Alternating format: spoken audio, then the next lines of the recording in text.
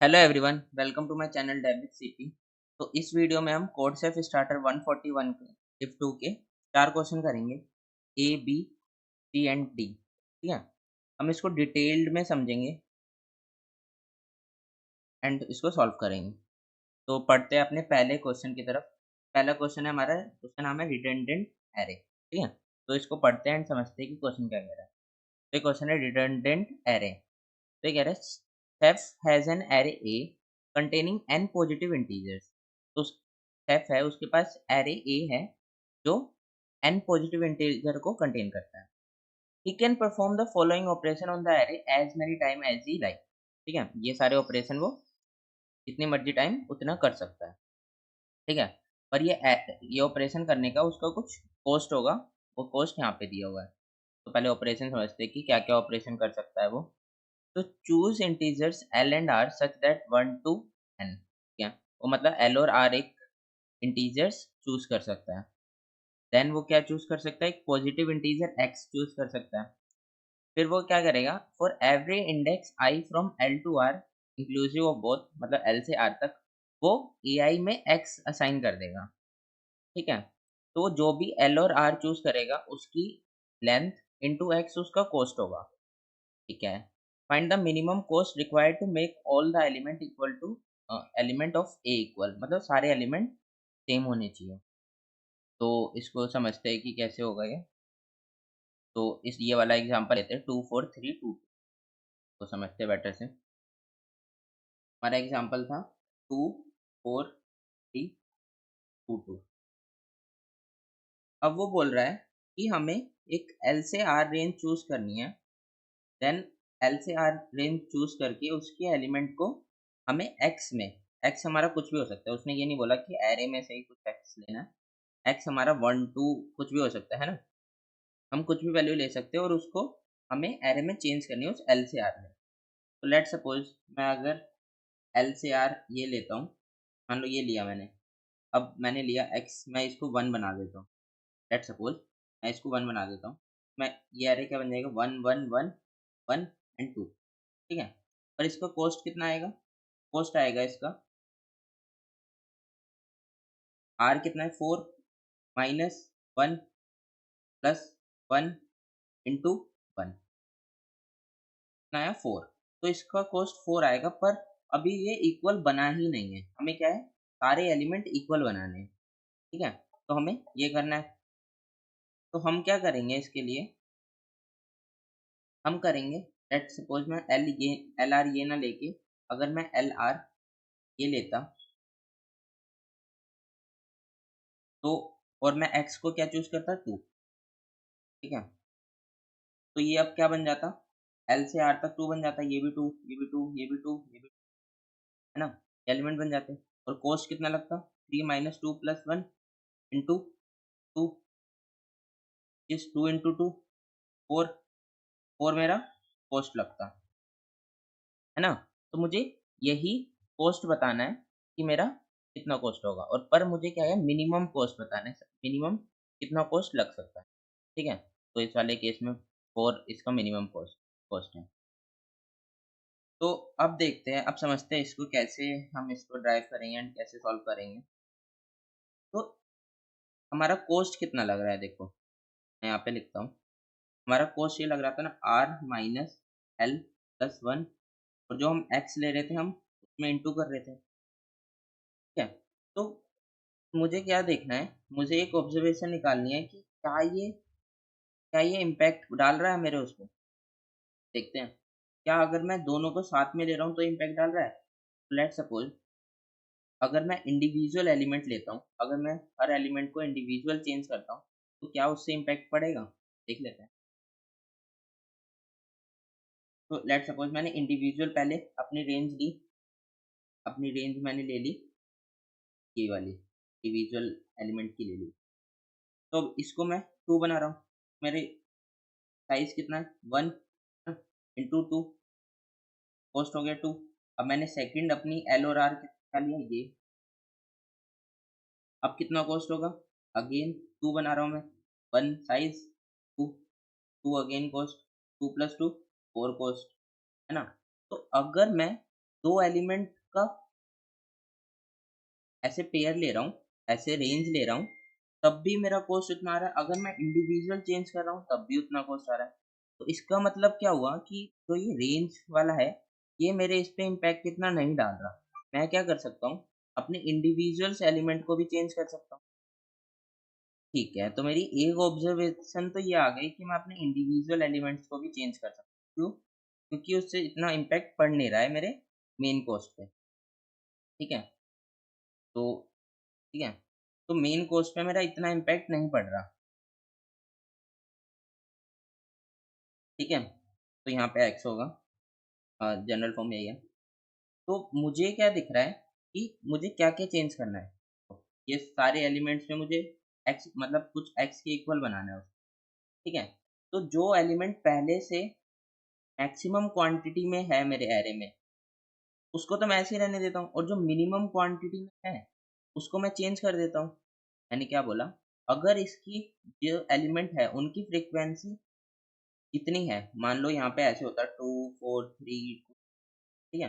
तो 2 की फ्रीक्वेंसी ज़्यादा है, तो मैं 2 को छोड़ के इनको चेंज कर दूँगा, है ना? या तो मुझे या तो मुझे इन सबको चेंज करना पड़ेगा। मान लो इन 4 को चेंज करता मैं किसी और एक्स में। अगर मैं इसी वैल्यू को इसी में से एरे में से वैल्यू को ही चेंज कर दूँ फ्रीक्वेंसी में, तो मेरा वो चेंज हो जाएगा, है ना? तो मुझे क्या समझ में आया कि मुझे कुछ एक मैप बनाना पड़ेगा। लेट्स सपोज़ मैं एक मैप बना लेता हूँ। मैप में मैं सबकी फ्रीक्वेंसी स्टोर कर लूँगा। मैंने स्टोर कर ली 2 की 3 3 टाइम्स है, 3 1 टाइम है, 4 1 टाइम है। मैंने सबकी फ्रीक्वेंसी स्टोर कर ली। अब मैं मैप पे ट्रैवल करूँगा, चेक करूँगा क्या मैं मेरा एक्स ये हो सकता है? क्या मेरा एक्स ये हो सकता है? क्या मेरा एक्स ये हो सकता है? ठीक है? तो मैं उसको बनाने की कोशिश करूँगा। ठीक है, तो ट्राई करते हैं। तो मैं सबसे पहले मैप में यहाँ पे गया। अब मेरा एक्स मैंने क्या माना, एक्स क्या मेरा 2 हो सकता है? तो टोटल नंबर ऑफ ऑपरेशन कितने लगेंगे? है ना? तो टोटल ऑफ कॉस्ट अब मेरा कितना निकलेगा, इससे मैं कैसे निकाल सकता हूँ? देखो, मुझे कितने एलिमेंट्स पे लगाना है? मुझे लगाना है n माइनस कितनी ये फ्रीक्वेंसी है, n माइनस 3, मतलब n कितना है मेरा 5, 5 माइनस 3। 2 एलिमेंट पे मुझे ऑपरेशन करना है, 2 एलिमेंट पे चेंज करना है, ठीक चेंज करना है ना?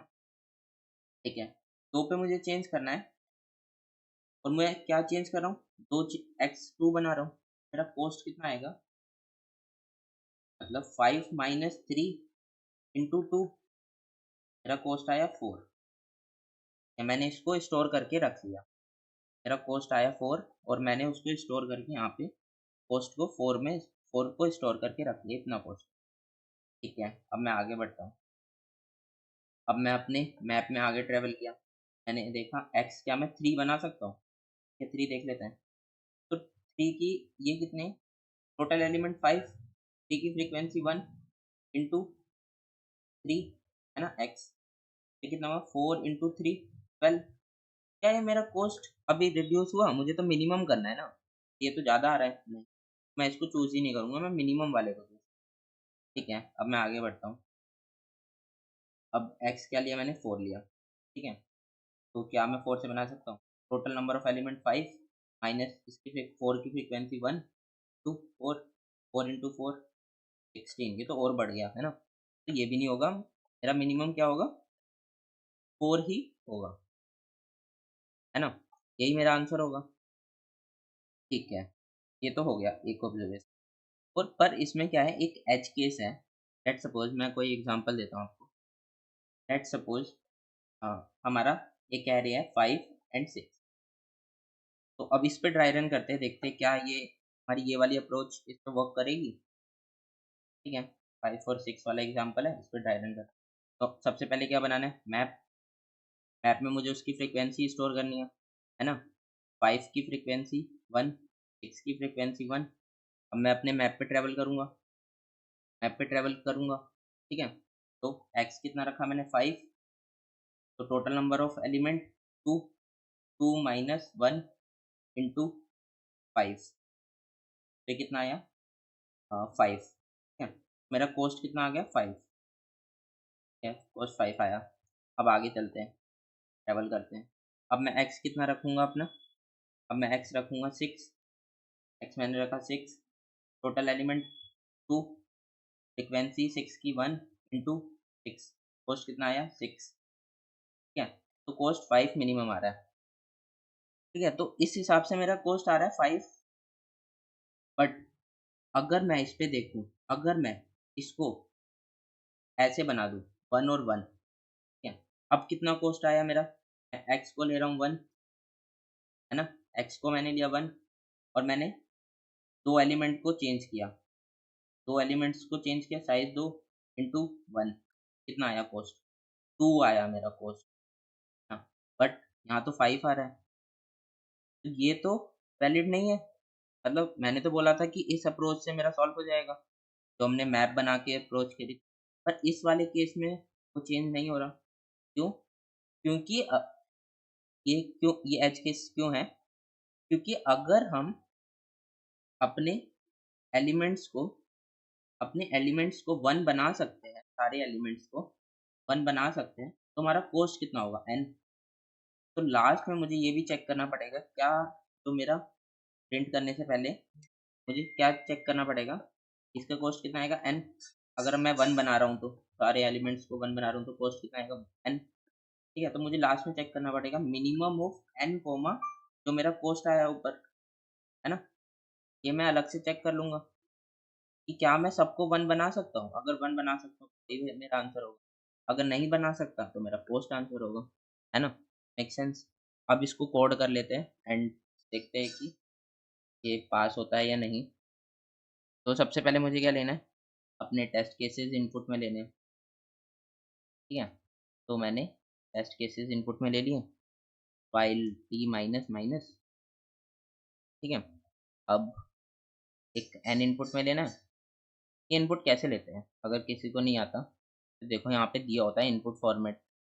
पहले ही इसने बोला फर्स्ट लाइन में हमें टी इनपुट में लेना है, then each test cases consist of 2 line, मतलब हर टेस्ट केसेस के लिए 2 लाइन इनपुट में आएगी, एक तो एन और उसका एड, ठीक है। तो एन ले लिया मैंने इनपुट में, अब मुझे एरे लेना है इनपुट में, है ना, int array of A R R of N, ठीक है, इतना ले लिया। अब मुझे क्या बनाना है, ये एरे मैं इनपुट में लूँगा अभी, ठीक है, ट्रैवल करते-करते उसे मैप में भी स्टोर कर लूँगा उसके साथ ही। मुझे मैप बनाना है, एक map of int comma int का नाम दे दिया मैंने एमपी। अब मैं एन तक एलिमेंट होंगे मेरे आई प्लस प्लस, अब मैं क्या कर लूँगा scene of array of I, ठीक है, और मैप में अपनी फ्रीक्वेंसी स्टोर कर लूँगा एरे ऑफ आई प्लस, ठीक है, मैप में फ्रीक्वेंसी स्टोर कर ली। अब मैं क्या बना रहा हूँ, एक लॉन्ग लॉन्ग इंट, देखो लॉन्ग लॉन्ग इंट मैंने क्यों लिया, सेफ्टी के लिए लिया, ठीक है, कि उसकी वैल्यू बड़ी भी हो सकती है, इंट में भी काम हो जाएगा वैसे देखा जाए तो, ठीक है। तो मैंने लॉन्ग लॉन्ग इंट ले लिया एंड का नाम दे दिया मिनिमम वैल्यू, मिनिमम वैल्यू निकाल रहा था ना, इंट मैक्स, ठीक है। अब मैं क्या कर रहा हूँ, अपने मैप पे ट्रैवल कर रहा हूँ, मैप पे ट्रैवल कर रहा हूँ,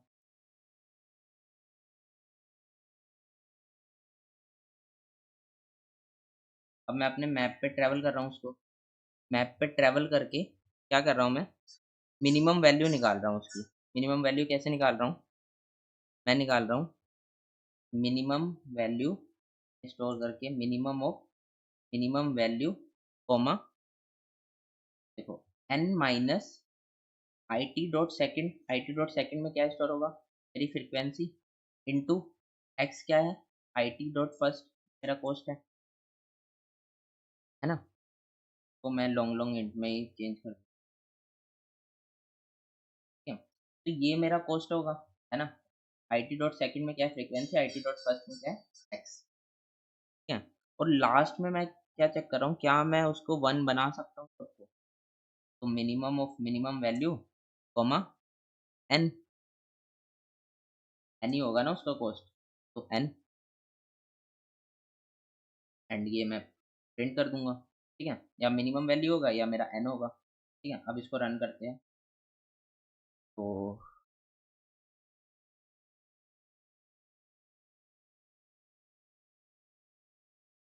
अब रन करते हैं इसको। तो ये एग्जीक्यूट हो रहा है, सबमिट करते हैं इसको।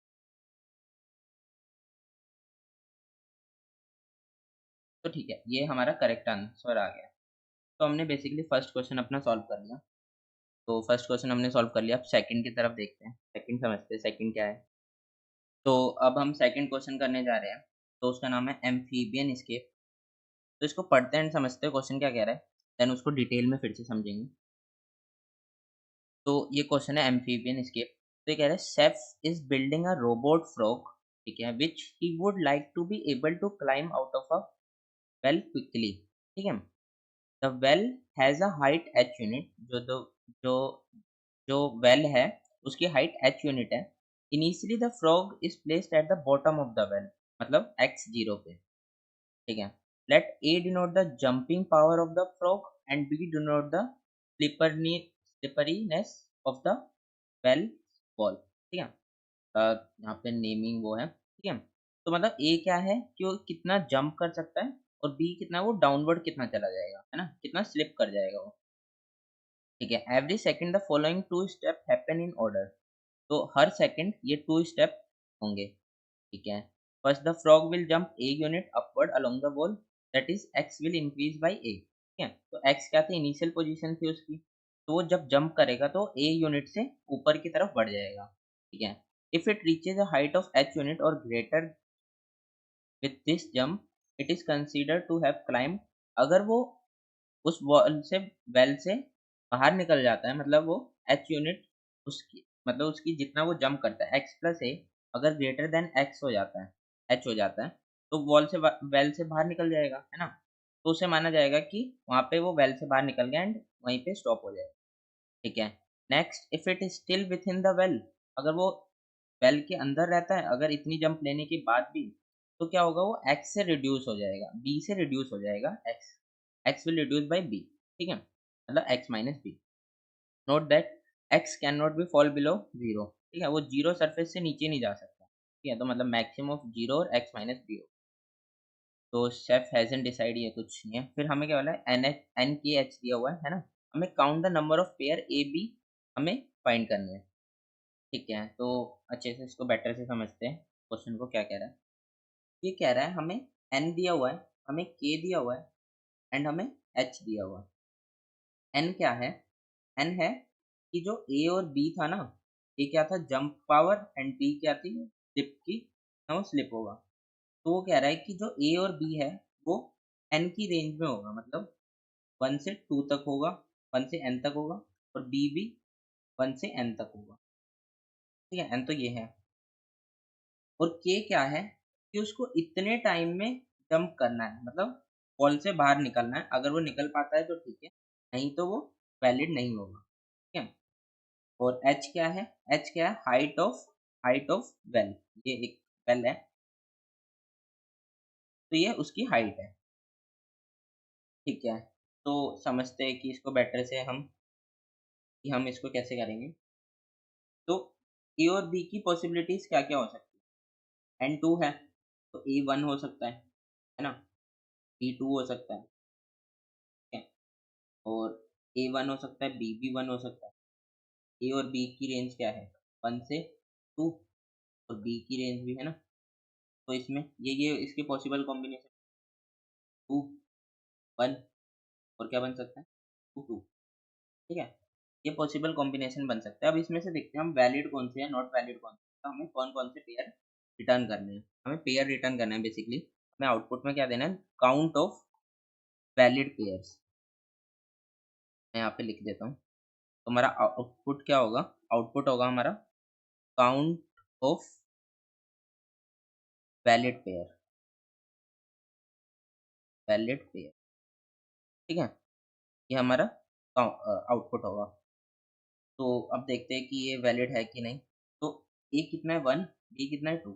तो अगर वो यहाँ पे स्टैंड कर रहा है, वो 1 से जंप करता है, वापिस वो 2 से राइट हो जाता है, मतलब जीरो पे आ जाता है, तो ये तो कभी वैलिड होगा ही नहीं, वो कभी बढ़ ही नहीं पाएगा, ये लूप में फँस जाएगा 1 से जंप वापस नीचे, जंप वापस नीचे, है ना?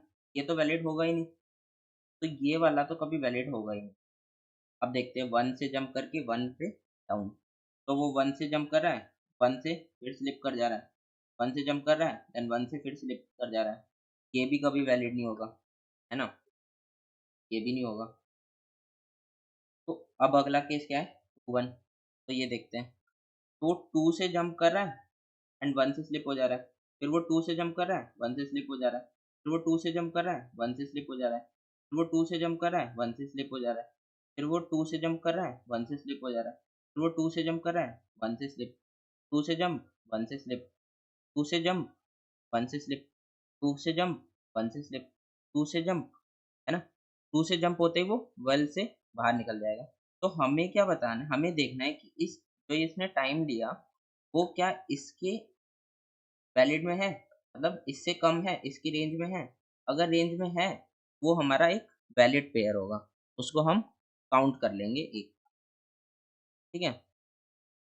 तो ये हमारा टोटल अप्रोच है। तो देख लेते हैं कि ये वैलिड है नहीं। तो हर टाइम 0 में क्या है वो? x 0 पे है, टाइम 1 पे कितना आ जाएगा वो? x 1 पे आ जाएगा, है ना? 2 से जंप करके 2 पे जंप करेगा, फिर वो 1 पे आ जाएगा, ठीक है? टाइम 2 पे x 2 पे आ जाएगा। तो टाइम 10 पे क्या होगा? ऐसे सो ऑन चलेगा। टाइम 10 पे क्या होगा? वो x 11 पे आ जाएगा, है ना? क्यों? क्योंकि 10 से जब वो जंप करेगा, लेट्स सपोज उसने 10 से जंप करी, तो वो वेल से बाहर निकल जाएगा, तो वो फिसलेगा है ही नहीं, है ना? टी की कोई वैल्यू घटेगी ही नहीं उसमें। क्यों? क्योंकि वो वेल से बाहर निकल चुका है। जब वेल से बाहर निकल जाएगा तो बी की वैल्यू रिड्यूस होगी, है ना? तो टाइम 10 पे वो अपने वेल से बाहर निकल जाएगा। तो ये के उसकी रेंज में है, मतलब टाइम 10 इज लेसर देन 14, है ना? तो ये एक वैलिड पेयर है, ठीक है? एक वैलिड पेयर मिल गया। अब आगे देखते हैं, क्या ये वैलिड पेयर है? 2 से वो जंप कर रहा है, 2 से वो स्लिप, तो ये लूप है, ये इसमें भी वो नहीं कर सकता, तो ये भी एक वैलिड पेयर नहीं है। तो हमें इस वाले इससे कितने आंसर मिले? एक आंसर मिला, तो हम क्या रिटर्न कर देंगे? Count is equal to 1। ये हमारा एक आंसर होगा, ये हमारा आंसर होगा, ठीक है? तो ऐसे ये हमें आंसर में निकालना है। तो अब हम सोचते हैं कि इसको कैसे करेंगे, हम इसको कैसे करेंगे? तो हमें क्या करना है? हमें वैलिड वैलिड पेयर्स निकालने हैं। एक तरीका तो क्या है कि मैं सारे अपने पॉसिबिलिटीज़ ट्राई कर लूँ, है ना? जितने भी हैं, लेट्स सपोज़ n मेरा 10 होता, जितनी भी पॉसिबिलिटी होती ए और बी की, है ना? 1 3 1 4, मैं सब पे ट्राई कर लेता। बट ये कितनी पॉसिबिलिटी होगी? होगी n स्क्वायर पॉसिबिलिटी होगी, है ना? n स्क्वायर पेयर्स बनेंगे हमारे। ये तो मुझे टीएलई दे देगा, क्यों? कि मेरा n काफ़ी बड़ा है। n कितना है? 10 रेज़ टू पावर 5 है, ठीक है? तो ये मुझे टीएलई दे देगा। मुझे कुछ ऑप्टिमाइज़ेशन इसमें सोचना पड़ेगा। तो देखो, अभी मैं जब ड्राई रन कर रहा था, मैंने उससे क्या-क्या ऑब्ज़र्वेशन निकाली। देखो, ड्राई रन करते-करते मैंने 2-3 ऑब्ज़र्वेशन निकाली। पहला तो मुझे कि मेरे कितनी जंप हो रही है। अगर मेरा कोई भी वैलिड वो है, मेरा टोटल जंप कितना हो रहा है? टोटल जंप कितना हो रहा है? टोटल जंप टोटल जंप हो रहा है मेरा a माइनस बी, इतनी मेरी जंप हो रही है। क्यों? कैसे पता चला? देखो, अगर मैं 2 से जंप कर रहा हूँ और 1 से नीचे आ रहा हूँ, कितना हुआ? कितना जंप हुआ? ये 1 का हुआ ना? देखो, मैंने यहाँ पे 2 से जंप करा, ठीक है? a मेरा 2 था, 2 से जंप किया और एक b मेरा 1 था, इतने से मैं माइनस नीचे आ गया। ये वाली डिस्टेंस कितनी होगी? a माइनस बी, है ना? ये वाली डिस्टेंस कितनी होगी? a minus B. पूरे a में से मैंने b को माइनस कर दिया, है ना? यही तो मेरी जंप हुई, है ना? तो ये मैंने ऑब्जर्वेशन निकाली कि एक टोटल जंप मेरी इतनी है, ठीक है? और दूसरी ऑब्जर्वेशन क्या है? दूसरी ऑब्जर्वेशन क्या है? दूसरी ऑब्जर्वेशन ये है कि जब मैं किसी पर्टिकुलर एक्स पे पहुंच गया, मान लो ये कुछ एक्स है, मान लो मैं जब यहाँ पे पहुंच गया था, मैंने इसका नाम दे दिया एक्स। जब मैं यहाँ पे पहुंच गया था, तो इसके बाद मैं डायरेक्ट अपना बाहर चला जा रहा था, है ना? तो इसके बाद क्या हो रहा था, अगर वो, यहाँ से मैं क्या इसको जनरलाइज कैसे कर सकता हूँ, अगर x प्लस कितनी मैंने जंप ली वो greater than is equal to height हो जाती है, तो मैं स्केप कर जाऊंगा, तो मैं स्केप कर सकता हूँ एक ही स्टेप में, है ना? इसमें कितने स्टेप लगेंगे, वन स्टेप, मतलब वन टाइम, है ना? वन टाइम लगेगा इसमें, 1 सेकेंड, ठीक है, 1 सेकेंड लगेगी इधर। तो ये मेरी कंडीशन है कि x को, अगर मैंने इसको x पॉइंट मान लिया, तो अगर मैं x में कितने जंप करता हूँ तो मैं ग्रेटर देन h से हो जाता हूँ, तो मैं स्केप कर जाऊंगा, है ना? ठीक है।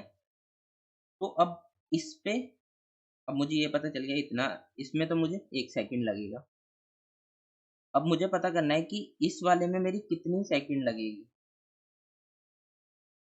तो मैं कैसे निकाल सकता हूँ? ये वाली डिस्टेंस मेरी x है, वाली डिस्टेंस कितनी है, x, है ना? तो x में मुझे स्टेप निकालने हैं, तो x कितना होगा, x divide by a minus B, इतना मेरा टाइम लगेगा, है ना? मुझे एक स्टेप लेने के लिए, मतलब 1 सेकंड में मैं इतने स्टेप ले रहा हूँ, इतने स्टेप जंप कर रहा हूँ, है ना? मुझे x में कितने टाइम लगेगा, इतना टाइम लगेगा, x divide by a minus B, ठीक है? ये बेसिकली मैथ्स पे ही है।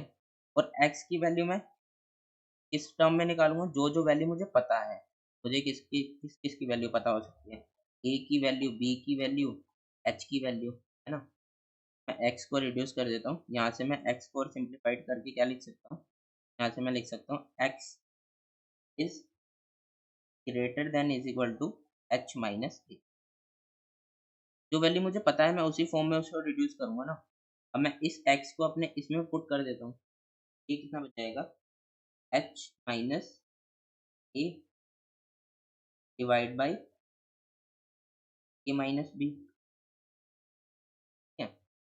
इस वाले यहाँ तक तो मेरा इतना टाइम लगेगा, यहाँ तक तो मेरा इतना टाइम लगेगा, ठीक है? और इसके बाद मुझे 1 सेकंड और लगेगी, मैं उसको 10 कर देता हूँ, 10 बस। अब ये क्या होना चाहिए, ये lesser than is equal to ये होना चाहिए, क्यों? क्यों? क्योंकि वो इस रेंज में होना चाहिए ना, विथ इन जो हमारे के दिया हुआ है उस रेंज में होना चाहिए, जब भी वो वैलिड पेयर होगा, है ना? जैसे हमारा टाइम 10 पे हो रहा था, इसमें टाइम 10 पे वो वैलिड उस पे हो रहा है, वाले ए और बी, इस दोनों पर्टिकुलर ए और बी के लिए, ठीक है?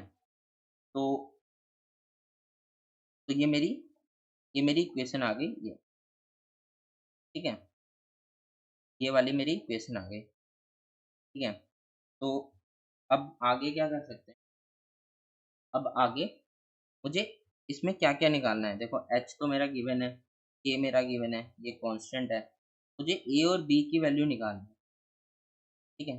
तो a और b की वैल्यू निकालनी है, एक तो n स्क्वायर पेयर्स बनेंगे उसके, तो मैं उसको 2 लूप से निकाल सकता हूँ, और लूप एक, ये तो टीएल दे देगा हमें। और दूसरा मैं क्या कर सकता हूँ, a को फिक्स्ड कर सकता हूँ, है ना? और b की वैल्यू निकाल सकता हूँ। तो अब देखते हैं कि इस इक्वेशन में से हम b की वैल्यू कैसे ट्रैक करेंगे। तो अब ये वाली इक्वेशन है हमारी, अब हम मुझे b की वैल्यू निकालनी है। तो मैं इसको कैसे लिख सकता हूँ इस इक्वेशन को, h minus A divide by A minus B lesser than is equal to K minus one, है ना? मैंने क्या किया, इस वन को इस साइड शिफ्ट कर दिया, ठीक है? अब ये बन गया। अब आगे क्या होगा, अगर मैं इसको फर्दर सॉल्व करूँ तो ये ऐसे बन जाएगा, A minus B lesser than is equal to H minus A divide by K minus one, है ना? और अब मुझे b की वैल्यू निकालनी है, तो बी की वैल्यू फर्दर डिवाइड करते तो ये बन जाएगा a minus h minus a divide by k minus 1, है ना। मैंने इसको और फर्दर डिवाइड कर लिया तो मुझे b की वैल्यू मिल गई पर्टिकुलर a के टर्म्स में, a के टर्म्स में आ गई ना।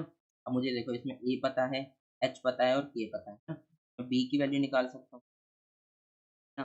अब मुझे चेक करना है कि मेरे कौन कौन से वैलिड बीज हों, हर वैलिड बीज के लिए मुझे काउंट प्लस प्लस कर देना है ना। अब मैं a को ट्रैवल करूँगा a 1 से n तक, और ये इससे मुझे b मिल जाएगा, हर b के लिए मैं अपना काउंट प्लस प्लस कर दूंगा, है ना। ठीक है, तो इसको थोड़ा और सिंप्लीफाइड करके देख लेते हैं, क्या ये और सिंप्लीफाइड होगा? हमारे लिए तो बेटर है ना, हमें इजी होगा। b lesser than is equal to a minus a into k minus 1 minus of h minus a divide by k minus 1, तो मैंने और ओपन कर लिया। ठीक है, अब आगे क्या लिख सकता हूँ मैं? b lesser than is equal to a into k minus a minus of h plus of a divide by k minus a, तो ये minus a plus a cut गया। अब मेरे पास क्या बच गया? e lesser than is equal to a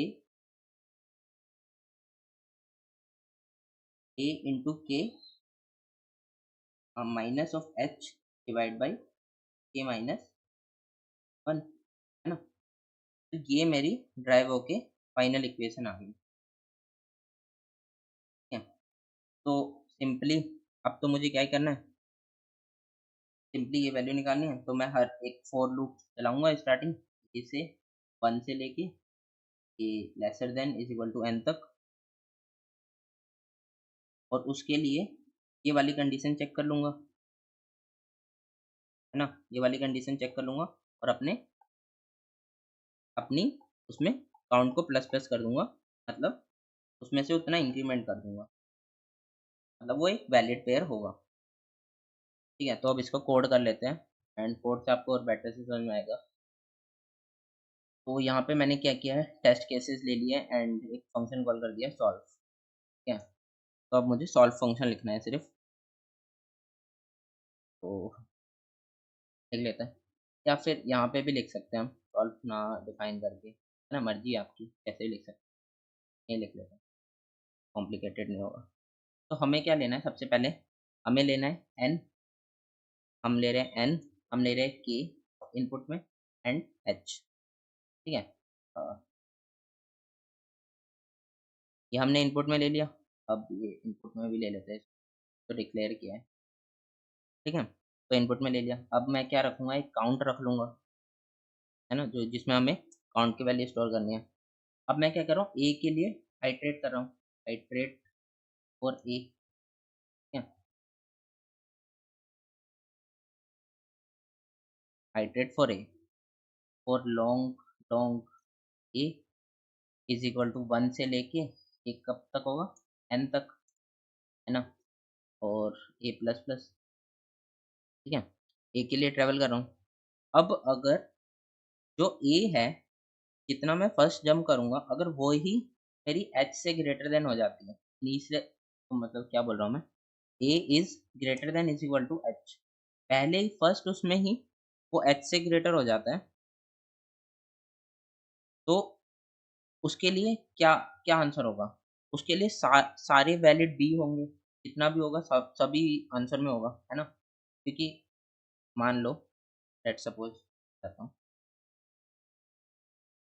अगर ए मैंने कुछ ऐसा चूज किया कि वो डायरेक्ट यहाँ से बाहर निकल जाता है ना, मतलब अगर एन जो है हमें 12 दिया होता, मैंने ए चूज कर लिया 12, या फिर 11 दिया होता तो मैंने ए चूज किया 11, वो डायरेक्ट 11 पे पहुंच जाता। बी की हर वैलिड वैल्यू होती, है ना, ए अगर 11 होता, बी क्या होता, बी कुछ भी होता, 1 होता, 2 होता, कुछ भी होता, है ना, सबके लिए वैलिड होता। तो उस वाले केस में क्या होगा, हमारे कितने वैलिड होंगे, हमारे काउंट में कितना ऐड होगा, काउंट में plus is equal to N, N valid होंगे, एन वैलिड पेयर्स होंगे। ठीक है, इतना हो गया। अब अगर वो ऐसा नहीं होता तो हमें वही अपना सिंपली करना है, जो हमने इक्वेशन बनाई थी, एक्स डी के लिए, एक्स ऑफ डी के लिए क्या थी हमारी, देख लेते हैं। हमारी थी a into K minus H divide by K minus one. ठीक है, तो ये लिख देते हैं। तो क्या है a इंटू के, a इंटू के, ठीक है, उसके बाद क्या थी minus of H and divide by K minus one. ठीक है, ये मैंने इक्वेशन लिख ली। और अगर वो x be greater than zero होता है तो मैं क्या करूँगा, अपने काउंट में उसको ऐड कर दूंगा, वो वैलिड पेयर है ना। Minimum of X B comma N, मैंने मिनिमम ऑफ क्यों लिया, ताकि मैं उसके बाहर ना, बाहर मैं चला ना जाऊँ। ठीक है, तो लास्ट में क्या करते हैं, लास्ट में हम काउंट को अपना रिटर्न कर देते हैं, ये मेरे नंबर ऑफ वैलिड पेयर है और एंडल डाल।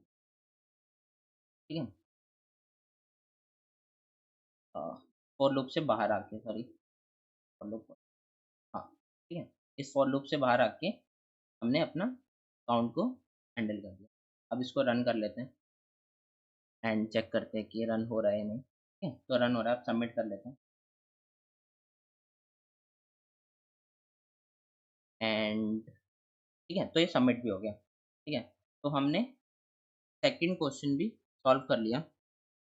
ठीक है, सेकंड भी हमारा सॉल्व हो गया, जो था एम्बियन एस्केप। अब थर्ड की तरफ देखते हैं, थर्ड को समझते हैं। तो अब हम थर्ड क्वेश्चन करने जा रहे हैं, जिसका नाम है परफेक्ट प्रीफिक्सेस। ठीक है, तो इसको पढ़ते हैं एंड इसको समझते हैं कि क्वेश्चन क्या कह रहा है, एंड देन अपने आईपैड पे यहाँ पे समझेंगे कि कैसे क्वेश्चन क्या कह रहा है। तो ये क्वेश्चन है परफेक्ट प्रीफिक्सेस। तो कह रहा है a permutation of length n is an array of length n that contain every integer from 1 to n exactly 1। ये तो बेसिकली परमुटेशन की डेफिनेशन है, कि परमुटेशन क्या होता है कि अगर n 3 दिया हुआ है तो उसमें 1 2 3 तक एलिमेंट होंगे, उसमें डुप्लीकेट नहीं हो सकता, एंड उसमें डुप्लीकेट नहीं हो सकता, एंड उसमें सिर्फ 1 टू n तक ही रेंज के होंगे, मतलब 1 से n की से बाहर की रेंज के नहीं होंगे। ठीक है, ये परम्यूटेशन की डेफिनेशन दी है। The beauty of a permutation p is defined to be the number of prefixes of p that are themselves permuted। ठीक है, that is it is the number of integers such that the array। तो ये क्या कह रहा है कि the beauty of a permutation p is defined to be the number of prefixes of p। तो ये समझाता हूँ मैं पहले। तो ये क्या कह रहा है कि लेट सपोज हमने इतना प्रीफिक्स, कोई हमने इतना प्रीफिक्स एलिमेंट चुना, तो वो उसकी वो जब ब्यूटी जब भी होगी जब वो परम्यूटेशन होगा, मतलब तो इतना एलिमेंट मैंने ये चूज किया, तो ये कितना है 3 1 4, कितने साइज का एरे है 3 साइज का है, तो ये परम्यूटेशन होना चाहिए, बट ये परम्यूटेशन नहीं है, तो ये ब्यूटी नहीं है उसकी। ठीक है, तो ये ब्यूटी नहीं है उसकी, तो ये कह रहा है। ठीक है, लेट सपोज अगर मैं ये वाला एरे चुनता 1 3 1 4 2, ठीक है, इसकी साइज कितना 1 2 3 4 4 तक सारे एलिमेंट है, सारे यूनिक है, डुप्लीकेट नहीं है, तो ये उसका एक ब्यूटी है। ठीक है, ये ब्यूटी की डेफिनेशन है, यहाँ तक ही ये कह रहा है। ठीक है, you are given a permutation p of length n, you can perform the following operation is at at most one. मतलब एक ही बार कर सकते हैं या कर नहीं सकते, एटमोस्ट वन। ठीक है, तो उस ऑपरेशन में हमें क्या करना है, हमें करना है कि दो इंटीजर लेने हैं एल से आर, सच दैट वो रेंज में होनी चाहिए 1 से n तक, and L and R have different parities. ठीक है, तो उसकी डिफरेंट पैरिटीज होनी चाहिए, तो अगर एल ओड होगा तो R should be even and vice versa, अगर एल इवन होगा तो आर ओड होगा। ठीक है, then for each I, L से एल ये हम चूज कर सकते हैं ना, इस हिसाब से हम अपना एल और आर चूज कर सकते हैं, एंड उसमें स्वैप कर सकते हैं पी आई और P I plus one one वाले एलिमेंट को। तो यहाँ तक अभी मैं समझाता हूँ। तो ये क्या कह रहा है कि मान लो मैंने ये वाला एरे चूज किया, एल और आर, एल मैंने यहाँ पे लिया, आर मैंने यहाँ पे लिया, मैं यहाँ पे नहीं ले सकता, मैं यहाँ पे लेता हूँ आर। ठीक है, मैंने क्या लिया, एल मैंने यहाँ पे लिया, आर मैंने यहाँ पे लिया। ठीक है, डिफरेंट पैरिटी, तो एल अगर ओड है, आर क्या है even, है ना, ऐसे। ठीक है, ये मैंने एल और आर लिया, तो ये क्या कह रहा है 3 1 4 2 में मुझे अगर स्वैप करना होगा तो मैं कैसे करूँगा, इन दोनों को स्वैप कर सकता हूँ, तो 1 3 और मैं इन दोनों को स्वैप कर सकता हूँ मतलब 2, ऐसे मैं ऑपरेशन कर सकता हूँ अपने। तो यहाँ तक ये कह रहा है, हम पी एंड पी+1 वाले को स्वैप कर सकते हैं एंड इन सिंपलर वर्ड, तो ठीक है, ये उसका एग्जांपल दिया है उन्होंने। तो हमें क्या बताना है, find the maximum possible beauty of P after performing at most one such operation. एक ऑपरेशन करने के बाद हमें मैक्सिमम पॉसिबल ब्यूटी बतानी है कि कितनी होगी। तो ठीक है, समझते हैं क्वेश्चन को बेटर से। तो लेट्स सपोज हम क्या कर रहे हैं, क्वेश्चन में कह रहा था, अ, हर आई के लिए है ना, हर आई के लिए हमें ट्राई करना है, ठीक है। तो तो हमें हर आई के लिए अपनी ब्यूटी चेक करनी है पहले। तो हम ब्यूटी चेक करते हैं। तो इनिशियली स्टार्ट करता हूँ मैं, आई वन पे होगा। तो आई वन पे क्या एरे होगा, ये एरे होगा, है ना। आई वन पे मतलब यहाँ तक एरे होगा, ठीक है। तो इसमें इस क्या ये परम्यूटेशन है, नहीं ये परम्यूटेशन तो नहीं है, वन साइज का एरे है, तो इसमें थ्री है, परम्यूटेशन की कंडीशन को सेटिस्फाई नहीं करना, नॉट अ परम्यूटेशन, ठीक है।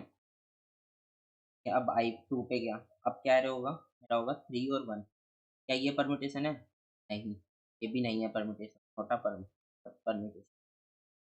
अब आई थ्री पे गए हम, तो ये कितना बना, थ्री वन फोर, ठीक है। क्या ये परम्यूटेशन है, हाँ, वन टू थ्री, नहीं ये भी परम्यूटेशन नहीं है क्योंकि फोर आ रहा है, ये भी परम्यूटेशन नहीं है, ठीक है। अब हम फोर पे गए, अब हमारा एरे क्या बना, three one four and two, ठीक है। क्या ये परम्यूटेशन है, हाँ ये परम्यूटेशन। तो इसकी ब्यूटी का काउंट कितना हो गया, ब्यूटी का काउंट हो गया वन, ठीक है। अब I is equal to five पे, थ्री वन फोर टू, क्या ये परम्यूटेशन है, हाँ परम्यूटेशन। ब्यूटी का काउंट अभी तक कितना हो गया, टू। तो हमें क्या करना है, इस ब्यूटी को मैक्सिमाइज करना है, इस ब्यूटी को मैक्सिमाइज करना है। कैसे मैक्सिमाइज करेंगे, हम कुछ भी एल एंड आर चूज कर लेंगे और उसको स्वैप करेंगे उसके दो एलिमेंट्स को, एंड हमें ब्यूटी को मैक्सिमाइज करना है, ठीक है। और एक चीज और, एक ऑब्जर्वेशन हो रहा है इधर से, जब भी I is equal to N होगा तो ऑलवेज ही परमुटेशन होगा, कि हमें परमुटेशन ही गिवन है, ठीक है, परमुटेशन गिवन है, अगर हम ये पूरा चूज कर रहे हैं तो वो परमुटेशन ही होगा, ठीक है। तो ऑलवेज परमुटेशन होगा, ये हम इस तरह से मार्क करके रख लेते हैं, क्या पता काम आ जाए, ठीक है। तो अभी तक ब्यूटी कितनी है, अभी तक एरे की ब्यूटी है two, of array is two, ठीक है। मैंने, अब मुझे क्या करना है, इसको मैक्सिमाइज करना है, तो देखते हैं कैसे मैक्सिमाइज करेंगे। तो लेट सपोज मेरा ये था three one four two five, कर लेते हैं। लेट सपोज अगर मैं एल और आर को, एल को अगर मैं यहाँ पे पुट करता हूँ, आर को यहाँ पे पुट, ये एल और आर कैसे डिफरेंट पैरिटीज वाले होने चाहिए, है ना, उस हिसाब से मैं पुट कर रहा हूँ, ठीक है। और दूसरा वाला केस में क्या करता हूँ, मैं एल को यहाँ पे पुट करता हूँ एंड आर को यहाँ, ठीक है। तो अब मैं क्या कर सकता हूँ, इसमें से एलिमेंट्स को स्वैप कर सकता हूँ। तो स्वैप करके मैं किस किस एलिमेंट को स्वैप कर सकता हूँ, वन और फोर को एंड टू और फाइव को, है ना। तो स्वैप होके क्या बन जाएगा, three four one five and two. अब मुझे इसकी ब्यूटी निकालनी पड़ेगी कि इस वाले एरे की कितनी ब्यूटी है, तो देख लेते हैं, हम जल्दी से निकाल लेते हैं। तो यहाँ तक ब्यूटी नहीं है, यहाँ तक भी नहीं है, और यहाँ तक भी नहीं है ना, एंड यहाँ तक भी नहीं है, एंड यहाँ तक पूरे एरे की एक ब्यूटी होगी, तो इसकी ब्यूटी आई वन, ब्यूटी है वन। अब इस वाले में भी ऑपरेशन अप्लाई करके देखिए, वन थ्री स्वैप कर दिया, वन और थ्री को, फोर और टू को स्वैप कर दिया, ये वाला है तो इसमें ब्यूटी निकालते हैं, यहाँ तक एक ब्यूटी वन। अब इस वाले की ब्यूटी नहीं, परम्यूटेशन नहीं है, यहाँ तक, यहाँ तक, हाँ ये भी परम्यूटेशन है तो दो ब्यूटी हो गई, है ना। अब यहाँ तक ये भी परम्यूटेशन है, तीन हो गई, ना, ये पूरा भी एरे परम्यूटेशन है, तो 4, तो इसकी ब्यूटी आ गई 4, ठीक है? तो ये ब्यूटी आ गई 4, तो हमें 4 हमारा आंसर होगा। हम और भी अप्लाई कर सकते हैं, और भी एल और आर को ट्राई कर सकते हैं, है ना? Different different. तो हमें क्या करना है, मैक्सिमम ब्यूटी बतानी है। तो हमारी मैक्सिमम ब्यूटी कितनी? 4, ठीक है? तो हमारी 4 मैक्सिमम ब्यूटी होगी, 4 हमारा आंसर होगा। तो अब सोचते हैं इसको कैसे करना है। तो देखो, हमें पहले ब्यूटी दी हुई है कुछ, मान लो ये हमें एरे दिया हुआ है और उसकी कुछ ब्यूटी है, ठीक है? अब हमें ब्यूटी को मैक्सिमाइज करना है, तो हमें अपने एरे में कुछ चेंजेस करने पड़ेंगे। एरे में कुछ चेंजेस करने पड़ेंगे। तो हम जब एरे में चेंजेस करेंगे, तो हो सकता है ना कि हम उसकी ब्यूटी को कम कर दें, हाँ, हो सकता है हम उसकी ब्यूटी को कम कर दें, या हो सकता है हम उसकी ब्यूटी को बढ़ा दें, है ना? अगर हम इसमें कुछ चेंजेस कर रहे हैं, मतलब ये एलिमेंट्स को स्वैप कर रहे हैं, तो हो सकता है कि हम उसकी ब्यूटी को कम कर दें, या फिर हो सकता है कि हम उसकी ब्यूटी को बढ़ा दें, है ना? तो जब भी हम इसमें मान लो कुछ चेंजेस कर रहे हैं, तो हमें ऐसे चेंजेस करने हैं जो हमारी पहली वाली ब्यूटी को इम्पैक्ट ना करें, है ना? मैं चेंजेस कैसे करूँगा कि 2 तो मेरी परसिस्टेंस रहे, मतलब 2 तो रहे, मुझे इसको बढ़ाना है, ना कि इसको कम करना है, ठीक है? तो मुझे 2 को तो रखना ही पड़ेगा, एंड 2 में से और मैं चेक कर लूँगा क्या मैं उसको बढ़ा सकता हूँ। तो देख लेते हैं कि कैसे करेंगे, है ना? मुझे अभी तक क्या इंट्यूशन है, मेरी इंट्यूशन ये है कि ब्यूटी को, जितनी ब्यूटी है, मैं कुछ भी इसमें चेंजेस कर रहा हूँ, तो मुझे चेक करना है क्या इसका इम्पैक्ट मेरी ब्यूटी पे पड़ रहा है। अगर पड़ रहा है तो मैं नहीं करूँगा, अगर नहीं पड़ रहा, पहले वाली ब्यूटी पे इम्पैक्ट नहीं पड़ रहा और उसमें इंक्रीमेंट हो रहा है कुछ, हाँ, ऑब्वियसली करूँगा क्योंकि मुझे मैक्सिमम करना है, ठीक है? तो दोबारा लिख लेते हैं, 3 1 4 2 5, ठीक है? तो देखो, अब मैं क्या कर रहा हूँ, लेट्स सपोज मैं आई यहाँ पे खड़ा हूँ, ठीक है? आई मैं यहाँ पे टैप कर रहा हूँ, मान लो एल मैंने यहाँ पे लिया, तो मैं क्या कर रहा हूँ, इन दोनों को स्वैप कर रहा हूँ, इन दोनों को स्वैप कर रहा हूँ, है ना? इन दोनों को स्वैप कर रहा हूँ, तो मेरा क्या बनेगा, मेरा बनेगा 3 4 1 2 5, ठीक है? मैं ऐसे कुछ कर रहा हूँ सर, ठीक है?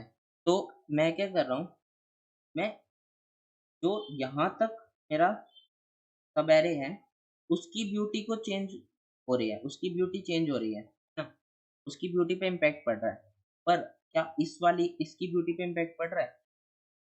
यहाँ तक का, अगर ये मान लो कुछ भी होता, अभी तक नहीं है, तो मतलब इस पे कुछ इम्पैक्ट नहीं पड़ रहा, है ना? इस वाले पे नहीं पड़ रहा, इसके चेंज होने से। देख लो ना यहाँ पे 4 1 है, यहाँ पे 3 है, ठीक है? इससे कुछ चेंजेस नहीं होगा। अगर मैं इस वाले को कंसीडर करता हूँ या इस वाले को कंसीडर, तब चेंज हो रहा है। कैसे? 3 1 पहले था, अब 3 4 हो गया, है ना? तो अब चेंजेस हो रहे हैं। पर अगर मैं इसको सिर्फ लेता हूँ, तो पहले भी 3 था, अभी भी 3 है ना? देखो यहाँ पे देखते हैं, यहाँ पे 3 था पहले भी, अगर मैं उसको चेंज कर रहा हूँ तो यहाँ पे 3 4 हो गया, है ना? अगर मैं इसको स्वैप कर दे रहा हूँ, तो यहाँ पे 3 4 हो जाएगा। पहले क्या था, 3 1 था, है ना? तो इसमें चेंजेस आ रहे हैं, लेकिन मेरे आगे इधर वाले में चेंजेस नहीं आ रहे, ठीक है? एंड क्या इस वाले में चेंजेस आ रहे हैं? नहीं, इस वाले में भी चेंजेस नहीं आ रहे, है ना? इसमें भी कोई चेंजेस नहीं आ रहे, है ना? मान लो मैं लेफ्ट से राइट मूव कर रहा हूँ, तो इधर कोई चेंजेस नहीं आ रहे, है ना? अगर चेंजेस आएँगे भी तो मैं उसको दोबारा से चेक कर लूँगा, है ना? तो मुझे एक चीज़ पता चल गई कि प्रीवियस वाले में कोई चेंजेस नहीं आ रहा, ठीक है? तो मुझे क्या स्टोर करना है, मुझे इसका स्टोरेज देखनी है कि जो मैं आई पे चेंज कर रहा हूँ, इसका, उससे क्या चेंजेस आ रहे हैं, क्या नहीं। तो उसमें मैं क्या करूँगा, एक अपना इसको मिटा देता हूँ, एक मैं वेक्टर और बना लेता हूँ। मैं उसमें स्टोर करता रहूँगा कि अगर मैं इसको चेंज कर रहा हूँ तो उसका इम्पैक्ट क्या पड़ रहा है। क्या वो एडिशन दे रहा है? मतलब कुछ एडिशन कर रहा है मेरी ब्यूटी में? मतलब जो ब्यूटी था, मान लो 2 है या फिर वो 0 है, तो उसमें क्या वो इंक्रीमेंट कर रहा है उसको? अगर इंक्रीमेंट कर रहा है तो बढ़िया है, अगर वो डिक्रीमेंट कर रहा है तो मैं उसको -1 से स्टोर कर लूँगा, है ना? कि उसकी ब्यूटी से वो इम्पैक्ट कर रहा है। अब मुझे सारी पॉसिबिलिटी ट्राई तो करनी पड़ेगी ना, एल और आर की सारी पॉसिबिलिटी ट्राई करनी पड़ेगी, है ना? हर पॉसिबिलिटी से जो इम्पैक्ट पड़ेगा, वो मैं स्टोर कर लूँगा कि इससे इससे +1 हो रहा है ब्यूटी में, इससे -1 हो रहा है ना? इससे मान लो कुछ इम्पैक्ट नहीं पड़ रहा, इससे भी इम्पैक्ट नहीं पड़ रहा, इससे भी +1 हो रहा है, मान लेते हैं, ठीक है? तो मुझे ये पता चल गया कि इतना इम्पैक्ट मेरा इम्पैक्ट वाला एरे मैंने बना लिया, इतना इम्पैक्ट पड़ रहा है, इतना इम्पैक्ट पड़ रहा है। अगर मैं इस इसको स्वैप करता हूँ, तो +1 का इम्पैक्ट पड़ेगा, अगर मैं इसको स्वैप करता हूँ, तो -1 का इम्पैक्ट पड़ेगा ब्यूटी में। अगर मैं इन दोनों को स्वैप करता हूँ, तो 0 का वो होगा, लास्ट वाले को तो मैं कर ही नहीं सकता, है ना? स्वैप आगे वाले से। देखो लास्ट वाले को तो मैं किसी से स्वैप कर नहीं सकता, उसका इम्पैक्ट तो ऑलवेज़ 0 ही होगा, ठीक है? और मैं इसका कर रहा हूँ, तो उसका इम्पैक्ट इतना पड़ रहा है, ठीक है? अब मैं इसकी बजाय इसमें एल और आर लगा रहा था जो, अब मैं वो इसमें लगा सकता हूँ, है ना? इसमें लगा सकता हूँ। तो ये मेरा क्वेश्चन इसमें रिड्यूस हो गया। अब मेरा क्वेश्चन रिड्यूस हो गया। मुझे क्या निकालना है? सब array with maximum some, maximum सम, है ना? जो मेरा मैक्सिमम सम होगा, वही मेरा सब एरे मुझे ब्यूटी को इंक्रीमेंट करेगा। कैसे? मान लो अ, मैं एग्ज़ाम्पल से बताता हूँ। लेट्स सपोज़ यहाँ पे दोबारा लिखते हैं 3, 1, 4, 5, ठीक है? और मेरा इम्पैक्ट एरे बना, इम्पैक्ट फैक्टर था, वो मेरा ऐसा बना, तो +1, -1, +1, +1, ठीक है? अब मैं क्या बोल रहा हूँ, मुझे सब एरे विथ मैक्सिमम निकालना है, ठीक है? उससे क्या फ़र्क पड़ेगा देखते हैं कि क्या ये सही थॉट है या फिर नहीं भी है। तो मुझे सब एरे निकालने हैं जिसका मैक्सिमम, ठीक है? मैं सब एरे कैसे निकाल सकता हूँ? मेरे पास डिफरेंट डिफरेंट एल्गोरिथम्स है ना? कर्डान्स है, बहुत सारी भी है, ठीक है? मैं अभी देखता हूँ, अपनी ब्रूट फोर्स से ही देखता हूँ। तो देखो, सब एरे कैसे निकालते हैं? पहले मैं इतना सब एरे ले सकता हूँ, है ना? अभी इसका सम कितना है? 1 है। अब इसका सम कितना हो गया? इसका सम कितना हो गया? अगर मैं ये दोनों सब एरे लेता हूँ, तो इसका सम हो गया 0, है ना? मैं आगे इंक्रीमेंट करता हूँ, है ना? 0 सम हो गया, तो मैं इसको आगे बढ़ा देता हूँ, ठीक है? अब कितना सम हो गया? अब इसका सम हो गया +1, इस वाले सब एरे का, इस वाले के सब एरे का सम +1, है ना? अब इसको आगे बढ़ा देता हूँ। अब इस वाले सब एरे का सम कितना हो गया? 1, 2, ठीक है? 3, तब +2 हो गया था, ठीक है? पहले 1 -1 एंड 3 -1 2, ठीक है? यहाँ पे अब सम कितना हो गया? 2, ठीक है? तो इस वाले सब एरे का सम हो गया 2, है ना? और इस पूरे वाले एरे का सम हो जाएगा 2, ठीक है? एंड ऐसे ही हम फिर आई को बढ़ा देंगे, आई को यहाँ पे, ए को यहाँ पे, एंड इसमें से निकालेंगे कि ये वाला सब एरे का सम इतना, है ना? फिर इस वाले सम का इतना, ऐसे टोटल सब एरे निकाल सकते हैं। बट तो इसमें हमें क्या पता चल गया, हम बेसिकली क्या कर रहे हैं, सब एरेज़ क्या हो रहा है, हम एल को पुट कर रहे हैं एंड आर को पुट कर रहे हैं, एल एंड आर को पुट कर रहे हैं एंड उसका सम निकाल रहे हैं कि कितना इम्पैक्ट पड़ा है उसपे, है ना? अगर इम्पैक्ट ज़्यादा होगा, तो ठीक है, मुझे मैक्सिमम ब्यूटी मिलेगी, अगर इम्पैक्ट मेरा कम होगा, तो इम्पैक्ट ब्यूटी मेरी कम होगी, है ना? मुझे मैक्सिमम इम्पैक्ट चाहिए, मैक्सिमम सम चाहिए, ठीक है? बट अब एल और आर में, एल और आर को मैं ऐसे नहीं रख सकता ना, जैसे मैं यहाँ पे एल और आर, आई और जे रख रहा था। हर उसके लिए मैं नहीं निकाल सकता। क्यों नहीं निकाल सकता? क्यों? क्वेश्चन में दिया हुआ है कि हम डिफरेंट पैरिटी वाले ही एल और आर चूज़ करेंगे, है ना? डिफरेंट पैरिटी वाले ही एल और आर चूज़ करेंगे हम, ठीक है? तो मैं क्या कर रहा हूँ, डिफरेंट पैरिटी वाले करेंगे, तो मुझे क्या करना होगा कि मुझे एक तो ओड इंडेक्स वाली सब एरे बनाना पड़ेगा, है ना? अब यहाँ से मैं कहाँ पे आया, यहाँ पे मुझे क्या-क्या करना पड़ेगा? सब एरे में कैसे बना सकता हूँ, ठीक है? तो सब एरे में कैसे बना, मैं ओड इंडेक्स वाले बना सकता हूँ, मतलब एक्स क्या होगा 0,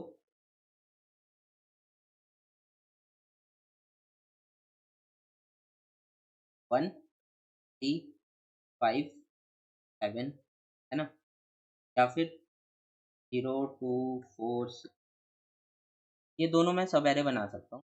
किस हिसाब से? मेरे क्वेश्चन के हिसाब से। ठीक है, एल और आर मैं कैसे चूज़ कर सकता हूँ? ऐसे, ठीक है? तो मुझे ये दोनों सब एरे बनाने पड़ेंगे। तो मैं इस एग्ज़ाम्पल में तो मैं कैसे बना सकता हूँ? मीनिंग दे देता हूँ 0, 1, 2। तो मैं कौन-कौन से सब एरे बना सकता हूँ? 0, 2, 4, 1 और 3, इसमें से मैं चूज़ कर सकता हूँ, है ना? इसमें से मैं अपना एल यहाँ पे रख सकता हूँ, आर यहाँ पे रख सकता हूँ, हाँ, फिर आर यहाँ पे रख सकता हूँ। तो मुझे क्या करना होगा? इसमें होगा एल यहाँ पे रख सकता हूँ, आर यहाँ पे रख सकता हूँ, फिर आर को मुझे नेक्स्ट कहाँ रखना होगा? 4 पे रखना पड़ेगा, है ना? ऐसे मैं ट्रैवल कर सकता हूँ।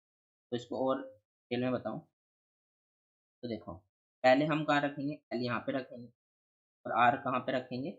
आर को भी इनिशियली यहाँ पे रखते हैं, ठीक है? फिर आर को मूव करके यहाँ पे कर देंगे, ठीक है? फिर मुझे क्या सब एरे बन गया? ये वाला। फिर आर को मूव करके मैं यहाँ पे रख दूँगा। अब मेरा क्या सब एरे बन गया? ये वाला, है ना?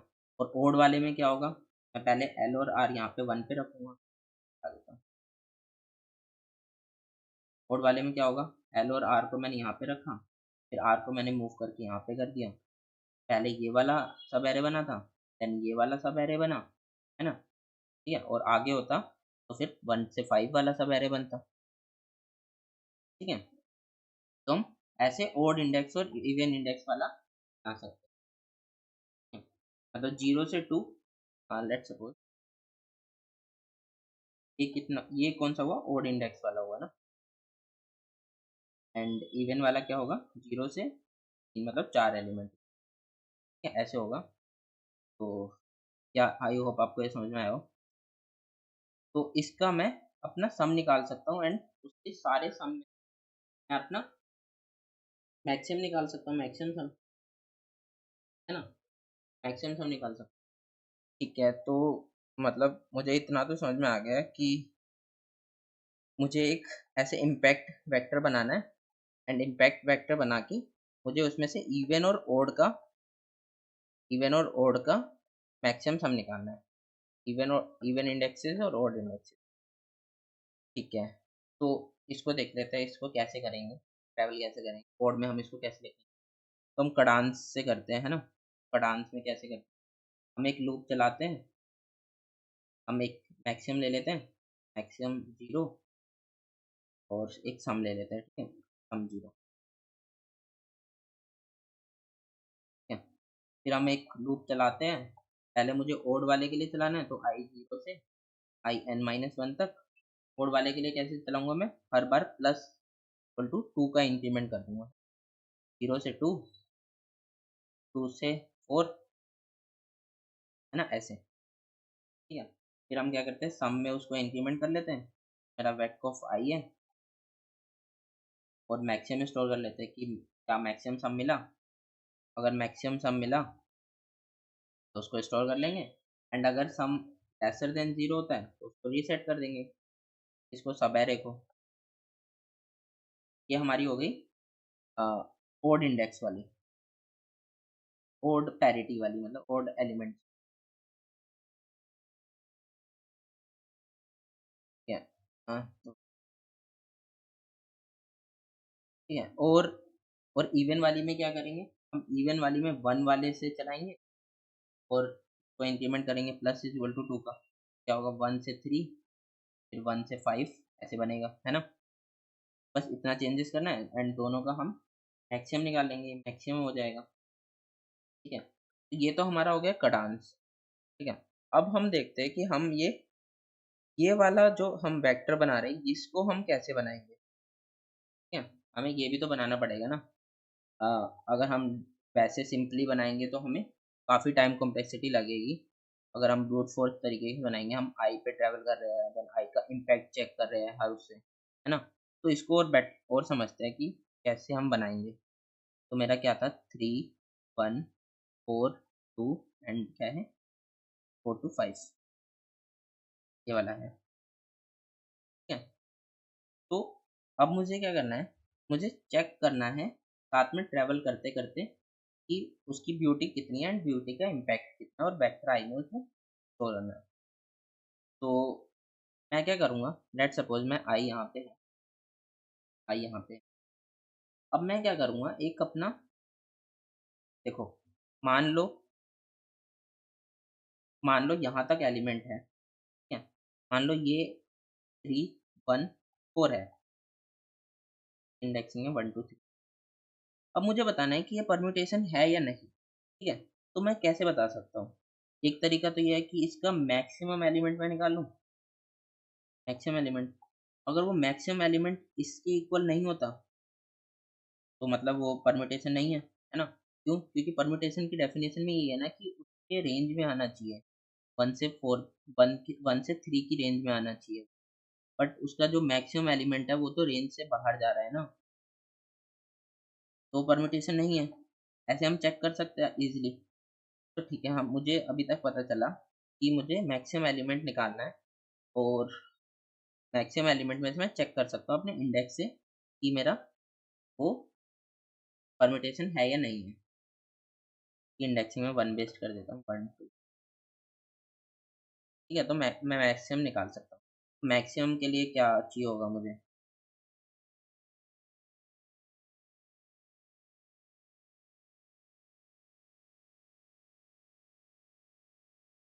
ठीक है? तो मुझे मैक्सिमम के लिए कुछ डेटा स्ट्रक्चर चाहिए होगा, है ना? मैं क्या डेटा स्ट्रक्चर ले सकता हूँ? या तो मैं मैक्स हीप ले सकता हूँ, है ना? जिससे मुझे मैक्सिमम मिल जाएगा, है ना? या फिर मैं कुछ सेट ले लेता हूँ, है ना? या फिर मैं सिंपल वेक्टर से भी कर सकता हूँ, है ना? और भी बहुत सारे हैं। तो लेट्स सपोज हम सेट ले लेते हैं, सेट में स्टोर करते हैं। तो मैं स्टार्टिंग में क्या करूँगा, पहले अपने सेट में इंसर्ट कर दूँगा, टी को मैंने इंसर्ट कर दिया, ठीक है? मैंने स्टेप 0 में क्या किया, या 1 में, स्टेप 1 में क्या किया, मैंने इंसर्ट कर दिया अपने सेट में। अब मैं चेक कर लूँगा, क्या ये वैलिड परम्यूटेशन है? कितना, क्या ये वैलिड परम्यूटेशन है ना? कैसे चेक करूँगा, मैक्सिमम वैल्यू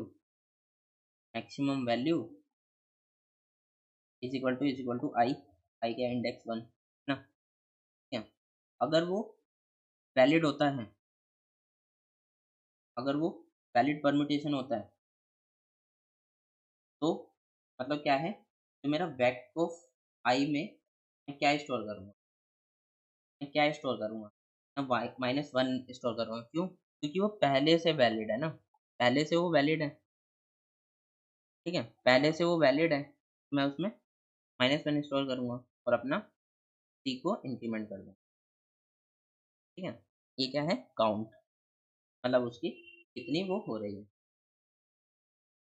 ठीक है? ये कर दिया, एंड अब मैं क्या करूँगा, अगर ये वैलिड नहीं होता, अगर ये परम्यूटेशन नहीं, तो मैं उसको क्या करूँगा, अगर परम्यूटेशन नहीं होता तो मैं उसको टैप करूँगा एंड अगेन चेक करूँगा,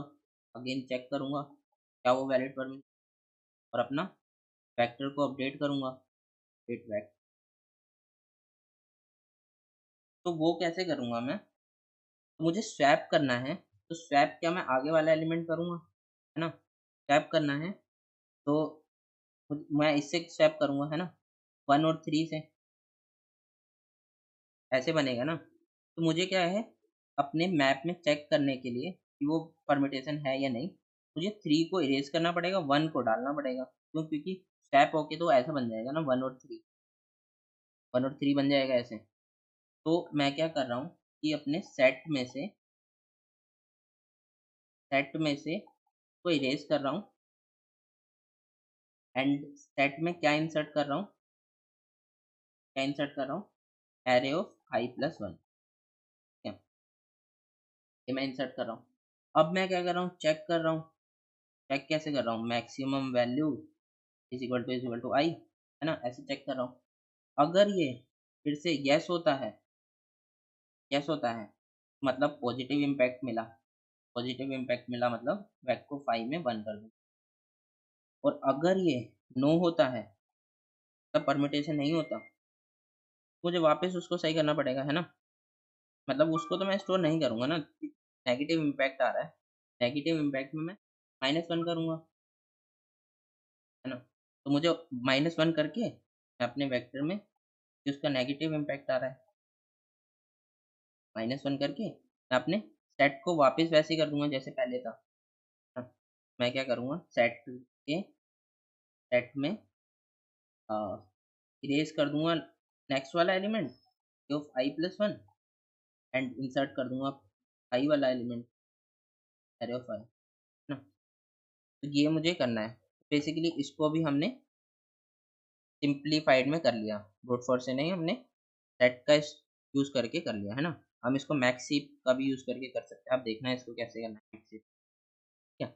तो अब जल्दी से इसका कोड लिख लेते हैं, तो आपको और बेटर से समझ में आएगा। वैसे तो मैंने कोड इसका पूरा डिटेल में बता ही दिया है, पर फिर भी इसको कोड लिख लेते हैं।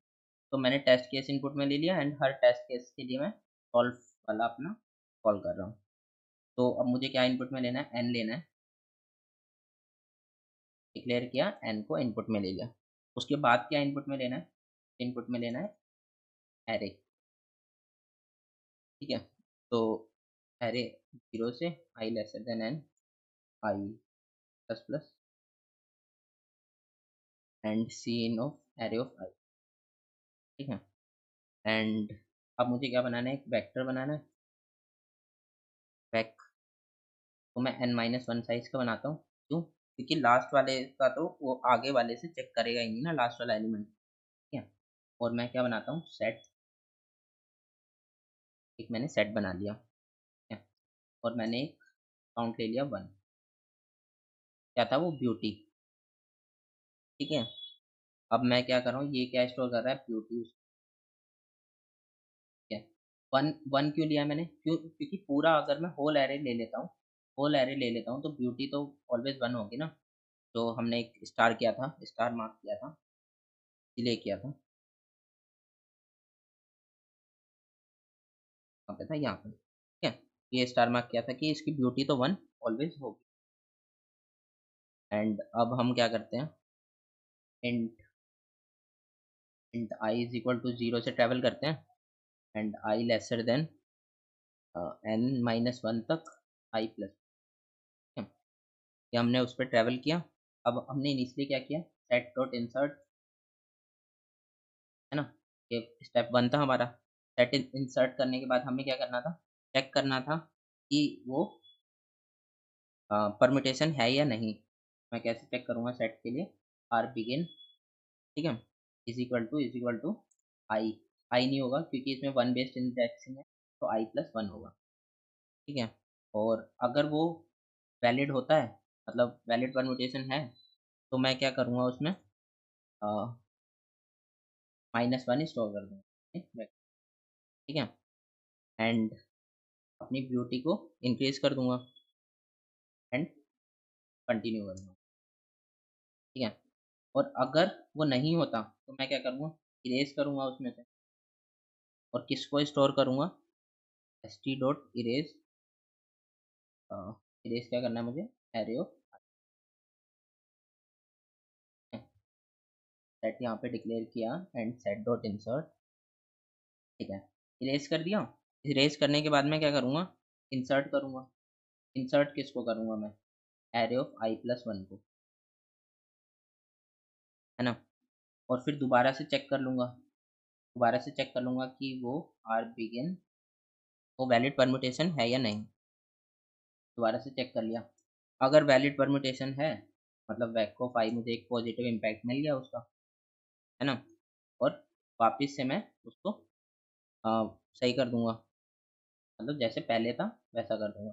Set dot insert ith element, तो यहाँ पे चेंजेस किए थे, वापस मैंने सही कर दिए, ठीक है? और अब मुझे क्या करना है, सिंपली सिंपली अब मुझे अपना कडान्स एल्गोरिथम, कडान ये लिखना है मुझे। तो उसके लिए मैं क्या लूँगा, एक मैक्सिमम लूँगा एंड एक सम लूँगा एंड ट्रेवल करूँगा 0 से कहाँ तक, n-1 तक। और i को कैसे मूव करूँगा इनिशियली, i+1 2 से, i plus is equal to 2 से। एंड अब क्या करूँगा, सम में बैक ऑफ i और अपना मैक्सिमम चेक कर लूँगा, क्या ये मैक्सिमम मिला मुझे सम अपना। एंड अगर सम लेसर देन 0 होगा तो मैं उसको रीसेट कर दूँ। ठीक है, अब ये हो गया ऑड इंडेक्स के लिए। अब मुझे सिमिलर काम करना है इवन के लिए, है ना। अब मुझे सिमिलर काम करना है इवन के लिए। सम को तो 0 कर देते हैं एंड इसमें क्या होगा, बस i 1 से चलाना है मुझे, है ना। बस यही चेंजेस होगा। और लास्ट में क्या होगा, मेरा आंसर क्या होगा, तो मेरा सी था, तो जो इनिशियल ब्यूटी थी उसमें इतना मैक्सिमम और हो गया। ठीक है, और एंड। अब इसको रन करते हैं एंड देखते हैं कि क्या ये रन हो रहा है। कंपाइलेशन था तो इन सम हमने डिक्लेयर सही से नहीं किया, फर्स्ट टाइम में तो रन होता ही नहीं है। एंड अब सक्सेसफुली एग्जीक्यूटेड एंड अब इसको सबमिट करते हैं। तो हमने इसको सॉल्व कर लिया। ठीक है, तो बेसिकली हमने थर्ड क्वेश्चन भी सॉल्व कर लिया, है ना। अब आगे बढ़ते हैं, आगे देखते हैं। ठीक है,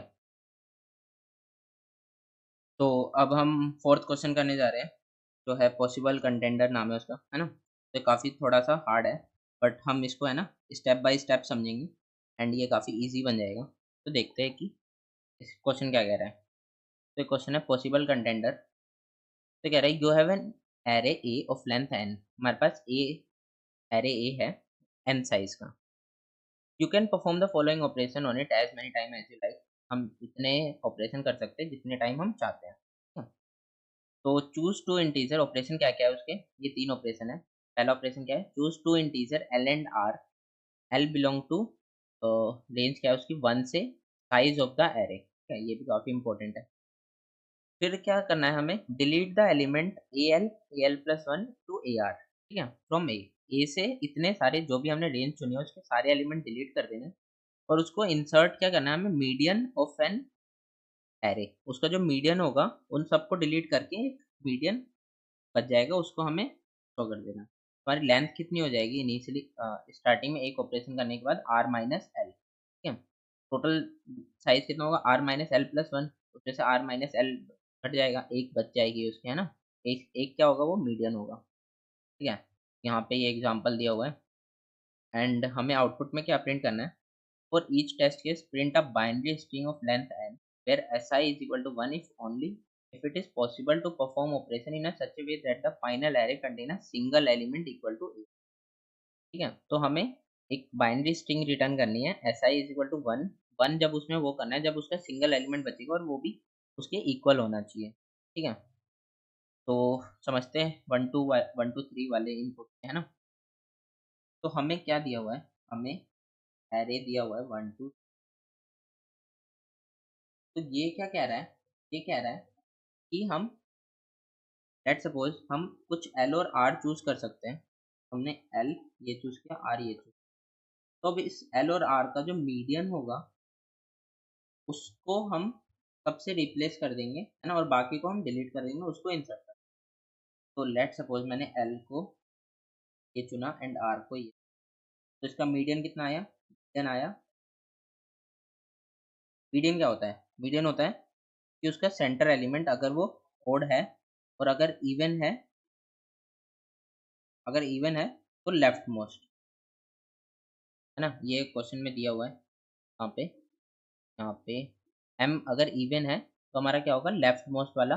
जैसे इसमें ये इवन है तो इसमें मीडियन क्या है, ये 2 वाला, ये मीडियन है। ठीक है, लेफ्ट मोस्ट सेंटर वाले का, क्या तो ये मीडियन होता है। ये तो क्लियर ही होगा। तो मीडियन आया 2। तो अब हम क्या करेंगे, सबको डिलीट करके 2 से रिप्लेस कर देंगे। है ना? तो इसमें सिंगल एरे बच गया 2 के लिए। तो मुझे क्या करना है, हर I के लिए अपना वैल्यू निकालनी है, ठीक है? तो करता हूँ, लेट्स सपोज मैंने इनिशियली वैल्यू ली उसकी 1, मुझे 1 बनाना है यही ऑपरेशन करके। मैं L और R को चूज़ करूँगा, है ना? कुछ उसमें से मीडियन बनाऊँगा और सिमिलरली मुझे 2 के लिए भी बनाना है, 3 के लिए भी बनाना है। देखते हैं इनके लिए बना पाएँगे या नहीं। अगर मैं इसको चूज़ करता हूँ, तो ये क्या बन जाएगा? इसका मीडियन क्या आएगा 1, 1 को रिमूव करके 3 कर दिया मैंने। अब मैंने इस ये वाला एरे ये बन गया। अब मैंने दोबारा से एल और आर ये चुना, तो ये दोबारा से कितना बन जाएगा 1, ये विच इज़ इक्वल टू ये वैल्यू है ना? तो ये तो एक पॉसिबल आंसर है। तो वैल्यू 1 के लिए हम 1 कर देंगे अपने स्ट्रिंग वाले में, है ना? तो हमें स्ट्रिंग बनानी थी, लेट्स सपोज हमें स्ट्रिंग बनानी थी तो उसके लिए 1 कर देंगे। 2 हम बना सकते हैं, 2 चेक कर लेते हैं। तो 2 तो हम बना सकते हैं, 1 2 3 में से हम एल यहाँ पे ले लेंगे, आर यहाँ पे ले लेंगे। मीडियन वाला जो होगा उसका वो हम बना सकते हैं। 2 भी बना सकते हैं, उसके लिए भी मैं स्ट्रिंग में 1 कर दूँगा। क्या हम 3 बना सकते हैं? 3 देख लेते हैं। तो इसमें पॉसिबल क्या-क्या हो सकता है? 1 2 3 में हम पॉसिबल एल और आर क्या ले सकते हैं? या तो एल ये ले एल-आर, है ना? या फिर एल यहाँ पे, आर यहाँ पे। इन दोनों ही केस में हम 3 नहीं बना सकते। क्यों? क्योंकि 1 इसमें आएगा, ना इस वाले केस में क्या आएगा 1 एंड 3, फिर से 1 बन जाएगा ये, है ना? इस वाले केस में क्या होगा 2 और 3 में से 2, 1 और 2, इसमें भी 1 बन जाएगा, है ना? तो हम 3 नहीं बना सकते। तो 3 के लिए हम क्या करेंगे, स्ट्रिंग में अपना 0 डाल देंगे। यही हमारा आंसर है, ठीक है? तो हमें ये करना है, ठीक है?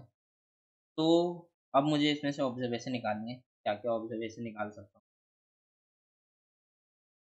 तो इसको मिटा देते हैं एंड समझते हैं कि हम इसमें से क्या-क्या ऑब्जर्वेशन निकाल लेते हैं एंड जनरलाइज़्ड करते हैं। तो देखो कि अगर मेरा कोई एक्स, मान लो मैंने कुछ एल और आर चूज़ किया, एल और आर, ठीक है? इसमें 2 एलिमेंट है, 2 और 3 या फिर 1 और 2। तो इसमें से मैं क्या बना सकता हूँ इसको? अपना मिनिमम वाला बना सकता हूँ, 2। एट द एंड मैं क्या बना सकता हूँ? 2 बना सकता हूँ। तो मैं क्या बना सकता हूँ? 1 बना सकता हूँ, है ना? तो अगर ये मेरा x है और ये y है, तो अगर x लेसर देन y होगा, तो मैं y को रिमूव कर सकता हूँ अपना मीडियन में से, है ना? अपने y को मैं ईज़िली रिमूव कर सकता हूँ, ठीक है? तो मैं उसको रिमूव कर सकता हूँ। ठीक है, तो एक ऑब्जर्वेशन तो ये निकल गई कि बड़े वाले जो बड़ा वाला एलिमेंट है, उसको तो मैं कब कैसे भी रिमूव कर सकता हूँ, 2 साइज़ का चूज़ करके तो रिमूव कर दूँगा, है ना? छोटा वाला मैं ईज़िली बना सकता हूँ। तो ये तो एक ऑब्जर्वेशन निकल गई एंड हम इसको स्टॉल लिख लेते हैं कि we can remove greater element, greater elements को हम ईज़िली रिमूव कर सकते हैं, ठीक है? अपने मीडियन जो हमारा ऑपरेशन है उसके अकॉर्डिंग हम ग्रेटर एलिमेंट्स को रिमूव कर सकते हैं। रिमूव ग्रेटर एलिमेंट, ठीक है? अब और इन्फॉर्मेशन निकालने की कोशिश करते हैं एंड समझते हैं कि और कैसे करेंगे। लेट्स सपोज़ अगर मैं ये एग्ज़ाम्पल लेता हूँ 3, 2, 1, 4 एंड 5, ठीक है? तो मुझे अगर कुछ भी वैल्यू बनानी है ना? मुझे अगर कोई भी वैल्यू बनानी है, तो मुझे क्या करना होगा उसको मीडियन में उस एरे को उसके वैल्यू को मान लो मुझे 3 बनाना है। तो 3 के लिए मैं क्या करूँगा 1 2 उसका मीडियन जो है मैं 3 बना दूँगा। अब क्या हो सकता है मैं एल और आर को अपना ये वैल्यू ले लूँगा, एल को ये ले लिया, आर को ये ले लिया, मीडियन 3 है, सबको 3 में रिड्यूस कर सकता हूँ, है ना? तो अगर मैं समहाउ उसका मीडियन 3 बना दूँ, तो मैं अपने एरे को 1 मिल जाएगा मुझे। मतलब मैं अपने ऑपरेशन लगा के उसको रिड्यूस कर सकता हूँ सिमिलर उसमें, है ना? ये कर सकता हूँ। अगर मैं इसको नहीं बना पाया, मीडियन में इक्वल नहीं ला पाया, तो मैं उसको नहीं कर सकता। ठीक है। एक ऑब्जर्वेशन और आई कि मुझे समहाउ रिड्यूस करना है इस एरे को, रिड्यूस दिस एरे, और ऐसे रिड्यूस करना है कि वो उसका वैल्यू जो है वो मीडियन बन जाए। तो भी वैल्यू है उसकी मीडियन बन जाए, तब वैल्यू है, जो भी वैल्यू हम बनाना चाहते हैं वो मीडियन हो जाए। ठीक है। तो मीडियन हो जाए तो हम उससे निकाल सकते हैं। ठीक है। तो हमने ये दो ऑब्जर्वेशन तो निकाल ली। ठीक है। तो अब इसमें से हम और ऑब्जर्वेशन निकालते हैं एंड और इसको समझते हैं। तो इसको मुझे और जनरलाइज करना होगा। तो मुझे कैसे करना होगा? मान लो ये मेरा वैल्यू है कुछ, मैं क्या चेक कर लूंगा कि इससे स्मॉलर वैल्यू कितनी है एंड ग्रेटर वैल्यू कितनी है ना? अब देखो ये ओड केस में तो ये हो जाएगा कि हम मीडियन बना सकते हैं, पर इवन केस में क्या होगा? इवन केस में तो दो होगी ना उसकी वैल्यू, है ना? तो उसके लिए हमें जनरलाइज करना पड़ेगा। आई होप आपको ये समझ में आ रहा हो। तो उसके लिए हम क्या करेंगे, हम उसकी काउंट निकाल लेंगे कि लेसर देन, उससे वैल्यू से लेसर देन कितने हैं, ग्रेटर देन कितने हैं। ठीक है। तो हम क्या निकाल लेंगे, count of, count number of elements which is lesser then हमारी वैल्यू, हमारी ये वैल्यू है, उसको मैं नाम दे देता हूँ C1। ठीक है। और काउंट क्या कर लेंगे, उससे greater than value, count number of element which are greater than value, को नाम दे दिया मैंने C2। ठीक है। तो देखो अब ओड केस में क्या होगा, ओड केस में इन पे क्या इम्पैक्ट होगा? ओड केस होता है तो दो केस होंगे ना, एक होगा ओड, अगर ओड नंबर ऑफ एलिमेंट्स है, अगर ओड नंबर ऑफ एलिमेंट्स है तो क्या होगा, C1 is equal to C2। मतलब देखो ये ओड वाला केस था ना, तो इसमें लेसर देन वैल्यू उसकी कम है, ग्रेटर देन वैल्यू उसकी इक्वल है दोनों की, मतलब लेसर देन कितना है, काउंट दो है, ग्रेटर देन भी तो दो है। हर ओड वाले केस में ऐसे ही होगा, कितने भी एलिमेंट ले लो इक्वल होगा इस वाले के, है ना? अगर हम इसको मीडियन बना रहे हैं तो। ठीक है। और अगर इवन होता है तो क्या होगा, हमें क्या करना है, जो ग्रेटर देन वैल्यू है वो किसके इक्वल होनी चाहिए, C1 प्लस वन के। क्यों? क्योंकि लेट सपोज मैं एक एग्जांपल लेता हूँ, 1 2 3, इस वाले में क्या है, हमने इसको वैल्यू बनाया, मान लो तो हमने वैल्यू बनाया, तो स्मॉलर वैल्यू C1 है। ठीक है। और ग्रेटर वैल्यू कितनी है, 2। ठीक है। तो C2 का काउंट कितना है, 2, C1 का काउंट कितना है, 1। ये क्या होगा, 1 प्लस 1, जब तो इक्वल होगा जब मैं उसमें एक एडिशन करूंगा, है ना? जब वो इक्वल होगा, है ना? तो ये दो मेरी कंडीशन निकल गई कि ये दो होना चाहिए तो वो मीडियन बन सकता है। मुझे मीडियन बनाना था ना अपनी वैल्यू को, अपनी वैल्यू को मुझे मीडियन बनाना था। मीडियन बनाने के लिए मुझे ये दो कंडीशन मिल गई कि जब C1 is equal to C2 होगा और C2 is equal to C1 plus 1 होगा, तब ही मैं उसको मीडियन बना सकता हूँ। ठीक है। अभी तक कितना निकल गया, तो स्टार मार्क कर लेते हैं। ठीक है। अब इसको आगे सॉल्व करते हैं। तो देखो अब अब मैं हर वैल्यू पे ऐसे तो निकाल नहीं सकता, ब्रूट फोर्स में क्या कर सकता, वैल्यू में हर वैल्यू को तो ऐसे निकाल नहीं सकता, उसको मीडियन बना के एंड, है ना, मीडियन में चेक करके, वो तो टीएल ही दे देगा। मुझे क्या है, ट्रैवल करके ही चेक करना पड़ेगा, है ना? तो देखते हैं उसमें क्या क्या केस होंगे। तो लेट सपोज मेरा केस है, ये वाला एग्जांपल लेते हैं हम, 3 2 1 4 एंड 5, ये एग्जांपल लिया। तो लेट सपोज हम यहाँ से ट्रैवल कर रहे हैं, अब मुझे 3 को मीडियन बनाना है, 3 को मीडियन बनाना है। मैं इस पे ट्रैवल कर रहा हूँ, 3 को मीडियन बनाना है मुझे। तो मुझे क्या निकालना होगा? Number of element smaller than and number of element greater than. तो हो सकता है कि नंबर ऑफ एलिमेंट जो स्मॉलर है उससे वो कम हो, नंबर ऑफ एलिमेंट जो उससे ज़्यादा है उससे, है ना? ये वाला केस हो सकता है। ज़रूरी थोड़ी ना यही वाला केस होगा हमेशा। ये दोनों केस हमेशा नहीं होंगे ना। हो सकता है वो ग्रेटर देन हो, या फिर हो सकता है कि वो इवन ग्रेटर देन हो C2 से, है ना? ये दोनों केस हो सकते हैं।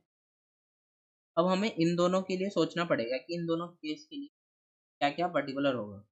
मैंने क्या कहा कि लेट्स सपोज़ हमारा कुछ एक एरे है और उसमें हमने मीडियन वैल्यू बनाई किसी को, मान लो जैसे हमने इसमें 3 को बनाया था। तो हो सकता है कि जो C1 है, जो उससे कम वाले है, वो लेसर देन हो C2 से, है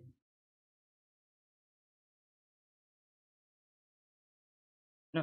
लेसर देन हो C2 से, ठीक है? और और क्या हो सकता है? या फिर ग्रेटर देन हो C2 से, C1 से, C1 ग्रेटर देन हो C2 से, है ना? ये दोनों केस हो सकते हैं। तो हम देखते हैं कि इन दोनों केस में क्या-क्या होगा।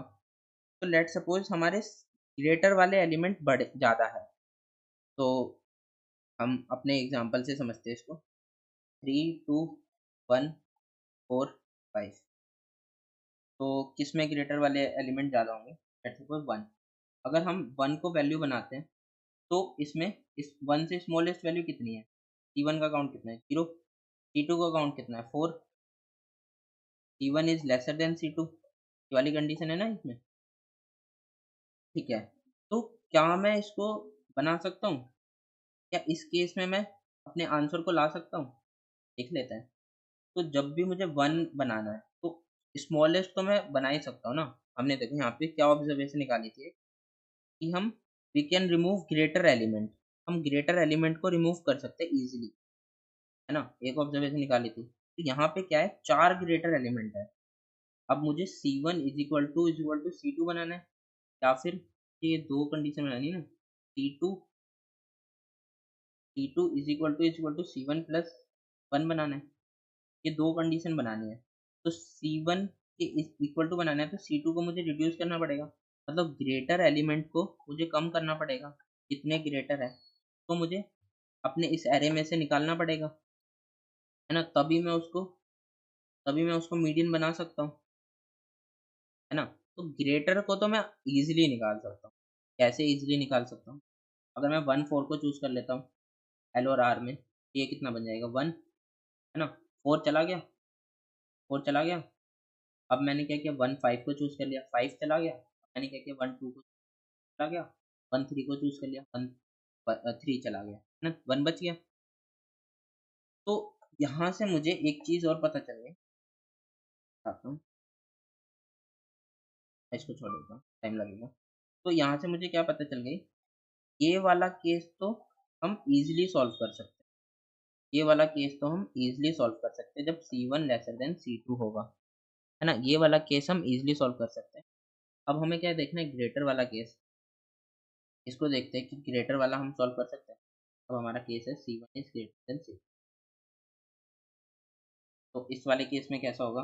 मान लो ये एरे है, ये हमारी वैल्यू है, तो इसमें क्या होगा, ये 1 जो है ग्रेटर देन होगा C। तो इस वाले में हमें क्या करना है, हम दोबारा से अपने एग्ज़ाम्पल लेते हैं।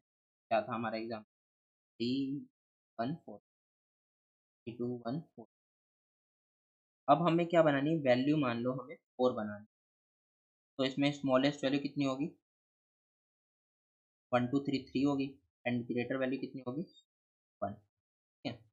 अब हमें इसको इक्वल करना है, C1 is equal to C2 से, and C1 C2 is equal to C1 plus 1, ये करना है, ठीक है? तो अब मुझे इसको इक्वल करना है, तो मैं कैसे करूँगा? तो देखो, इसमें से मैं क्या ऑब्जर्वेशन निकाल सकता हूँ? अब मुझे इसको इक्वल करना है ना? में से क्या रिड्यूस कर सकते हैं? ऑब्वियस सी बात है, मुझे इसको रिड्यूस करना पड़ेगा, स्मॉलेस्ट वैल्यू को, स्मॉलर वैल्यू है, तो जो ये है, ये कम करने पड़ेंगे मुझे, है ना? तभी वो इसके इक्वल होगा, है ना? तो स्मॉलर वैल्यू को मैं कैसे कम कर सकता हूँ? तो मैं एल और आर कैसे चूज़ कर सकता हूँ कि स्मॉलर वैल्यू कम हो जाए, ठीक है? तो स्मॉलर वैल्यू को हम कैसे कम कर रहे थे? यहाँ पे मैं दोबारा लिखता हूँ। स्मॉलर वैल्यू को हम कैसे चूज़ कर रहे थे? हम स्मॉलर वैल्यू में ही एल और आर ले रहे थे। मतलब ये 2 स्मॉलर वैल्यू है ना, 4 से क्या है? दोनों स्मॉलर है, कम है। हम दोनों स्मॉलर वैल्यू में से अगर लेते हैं एल और आर, तो हम एक स्मॉलर वैल्यू को रिड्यूस कर सकते हैं ना। अगर हम ये वाला एल लेते हैं, तो हम क्या रिड्यूस कर सकते हैं? 3 को रिड्यूस कर सकते हैं एक स्मॉलर वैल्यू में। तो मुझे यहाँ से क्या पता चला कि अगर कॉन्जिक्यूटिव स्मॉलर वैल्यू है, तो ही मैं उसको रिड्यूस कर सकता हूँ, है ना? अगर उसमें एक भी ग्रेटर वैल्यू ले लूँगा तो नहीं रिड्यूस कर पाऊँगा ना, तो ग्रेटर वाला ही रिड्यूस होगा। कैसे? देखो, अ, तो मैंने क्या लिया, मान लो मेरी 3, 2, 1, 4, 5, ठीक है? ये वाला एरे है।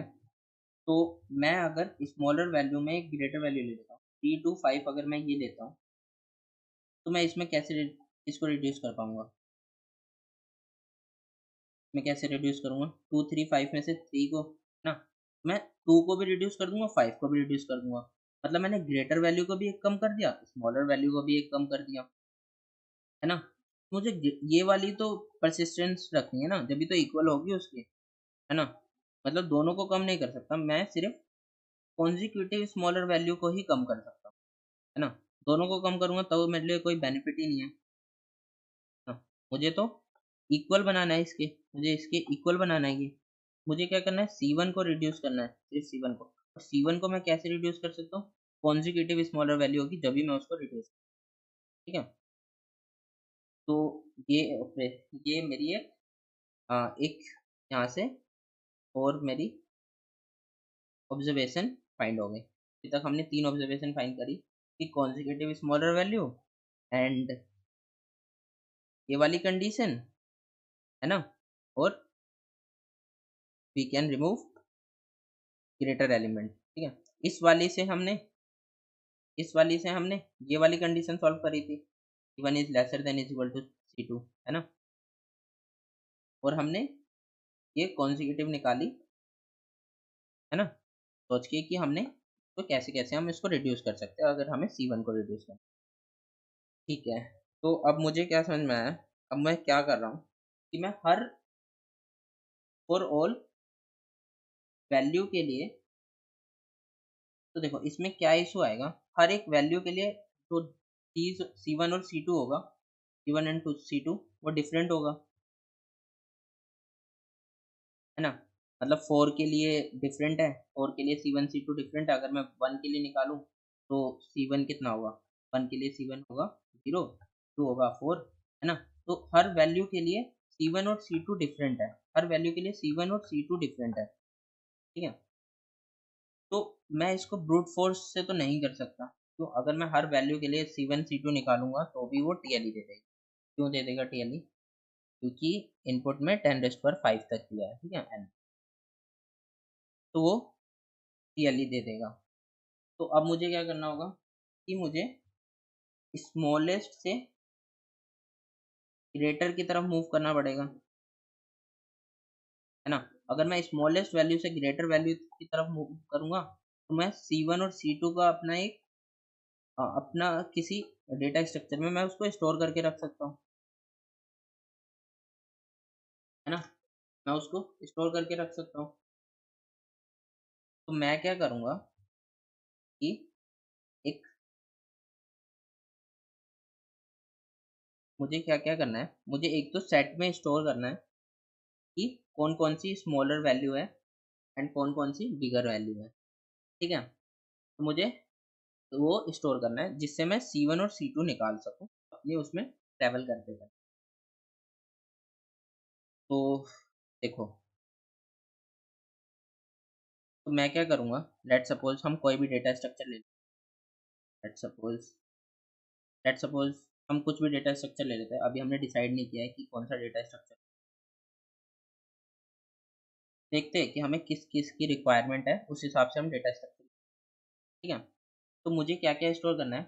मुझे कॉन्जिक्यूटिव स्मॉलर वैल्यू को रिड्यूस करना है। तो लेट्स सपोज़ अगर मैं अ, अपनी वैल्यू को 4 लेता हूँ, वैल्यू अगर 4 लेता हूँ, तो मुझे, मैंने क्या बोला कि मुझे स्मॉलर से बिगर की तरफ मूव करना है। हाँ, तो मैं इसमें कैसे मूव करूँगा? एग्ज़ाम्पल लेते हैं, 1, 2, 3, 4, 5, ठीक है? तो मैं इसमें कैसे मूव करूँगा? 1 से, हाँ, तो 1 को लिया, मैंने अपने सेट में 1 को पुट कर, मैंने 2 को पुट कर दिया, एंड अब मैं इसमें क्या चेक कर लूँगा कि इस ये कॉन्जिक्यूटिव कैसे होगी? ये कॉन्जिक्यूटिव कैसे होगा? मान लो स्मॉलर वैल्यू है, स्मॉलर वैल्यू कॉन्जिक्यूटिव कैसे होगी? जब उसका इंडेक्स जो होगा, जो उसका इंडेक्स होगा वो पास-पास में होगा, मतलब 2 - 1 1 होगा, है ना? या फिर 3 होगा, जब भी उसकी स्मॉलर वैल्यू होगी।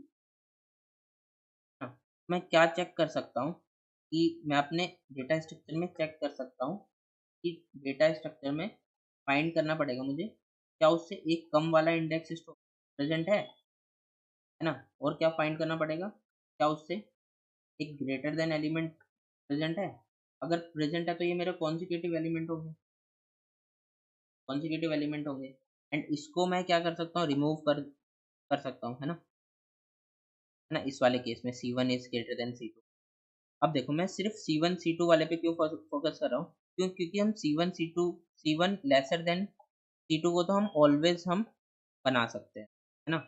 हमें ये देखना है कि हम इसको कैसे बनाएँगे? इसको बनाने के लिए हमें कॉन्जिक्यूटिव स्मॉलर्स हमें रिड्यूस करना है। तो हमें रिड्यूस करने के लिए कुछ डेटा स्ट्रक्चर स्टोर करना पड़ेगा, है ना? कुछ डेटा स्ट्रक्चर स्टोर करना पड़ेगा ताकि हम उससे कॉन्जिक्यूटिव रिमूव कर पाएँ, है ना? तो अब मुझे क्या करना है? फाइंड करना है ना? तो फाइंड के लिए हम कुछ भी ले सकते हैं, हमारे बहुत सारे डेटा स्ट्रक्चर हैं। लेट्स सपोज़ मैंने सेट ले लिया, है ना? तो सेट मैंने डेटा स्ट्रक्चर ले लिया, इसमें से हम फाइंड कर लेंगे उसमें से, हाँ, या फिर आप मैप भी ले सकते हो, मैप में भी फाइंड कर सकते हो, वेक्टर से भी फाइंड कर सकते हो, पर जिसकी टाइम कॉम्प्लेक्सिटी कम हो, हमें वो लेना है। हुँ, तो हमने सेट ले लिया, हम सेट में से फाइंड कर लेंगे, ठीक है? तो इतना तो हो गया हमारा। अब एक एज केस और क्या आता है, लेट्स सपोज़ अगर हमारे पास डुप्लीकेट्स वैल्यू है, मतलब हमारे पास ये है 1 1 3 3 4 ऐसे डुप्लीकेट्स वैल्यू है अगर हमारे पास, तो देखो, इस वाले के लिए आंसर क्या होगा? जो इस वाले के लिए आंसर होगा वो इस वाले के लिए भी आंसर होगा, है ना? ऑब्वियस सी बात है, अगर हम 1 को 1 बना पा रहे हैं इसमें से रिड्यूस करके, है ना? तो हम इस वाले 1 के लिए भी बना सकते हैं, है ना? मैं क्या कह रहा हूँ, अगर मैं इन दोनों को चूज़ करता हूँ, एल और आर यहाँ पे चूज़ करता हूँ, मैं 1 बना सकता हूँ, इस वाले को रिड्यूस करके, है ना? या फिर मैं इस वाले को रिड्यूस करके इस 1 बना सकता हूँ। इस वाले के लिए भी 1 होगा, इस वाले के लिए भी 1 होगा। तो मैं क्या करूँगा कि एक डेटा स्ट्रक्चर और ले लूँगा, उसमें क्या करूँगा मैं, इन सब की इंडेक्सिंग स्टोर कर लूँगा। तो इंडेक्सिंग कैसे स्टोर करनी है मुझे? 1 वाले को कंबाइन करके। मतलब मैं क्या कह रहा हूँ, मुझे ऐसा डेटा स्ट्रक्चर चाहिए कि जो 1 होगा वो कहाँ-कहाँ आ रहा है, 0 पे आ रहा है, 1 पे आ रहा है, ठीक है? इंडेक्सिंग स्टोर कर लूँगा। 2 कहाँ पे आ रहा है? तो 1, 2 कहाँ पे आ रहा है? 4 एंड 5 पे। 3 कहाँ पे आ रहा है? 2 एंड 3 पे। 4 कहाँ पे आ रहा है? 6 एंड 7। मुझे ऐसा चाहिए, तो ये क्या है, बेसिकली मैप है ना? मैं मैप में से ट्रैवल कर लूँगा 1 पे, तो मैं चेक करूँगा क्या मैं 1 के लिए बना सकता हूँ? 1 की वैल्यू बना सकता हूँ, है ना? अगर बना सकता हूँ, मैं 0 के लिए भी 1 कर दूँगा, 1 के लिए भी 1 कर दूँगा, है ना? इस इंडेक्स के लिए भी 1 हो जाएगा, इस इंडेक्स के लिए 1 हो जाएगा, है ना? मुझे इंडेक्सिंग में ही करना है ना, और देखो मैप क्या होता है, मैप सॉर्टेड होता है, अगर हम उसको अनऑर्डर्ड ना ले तो। जो ऑर्डर्ड मैप होता है वो सॉर्टेड होता है। तो मैं स्मॉलेस्ट से, तो मुझे स्मॉलेस्ट से लार्जेस्ट वैल्यू तक मूव करना था, उस पे भी मैं मूव कर सकता हूँ, है ना? तो मैंने एक मैप भी ले लिया। अब इसका कोड लिखते हैं तो आपको और बेटर से समझ। तो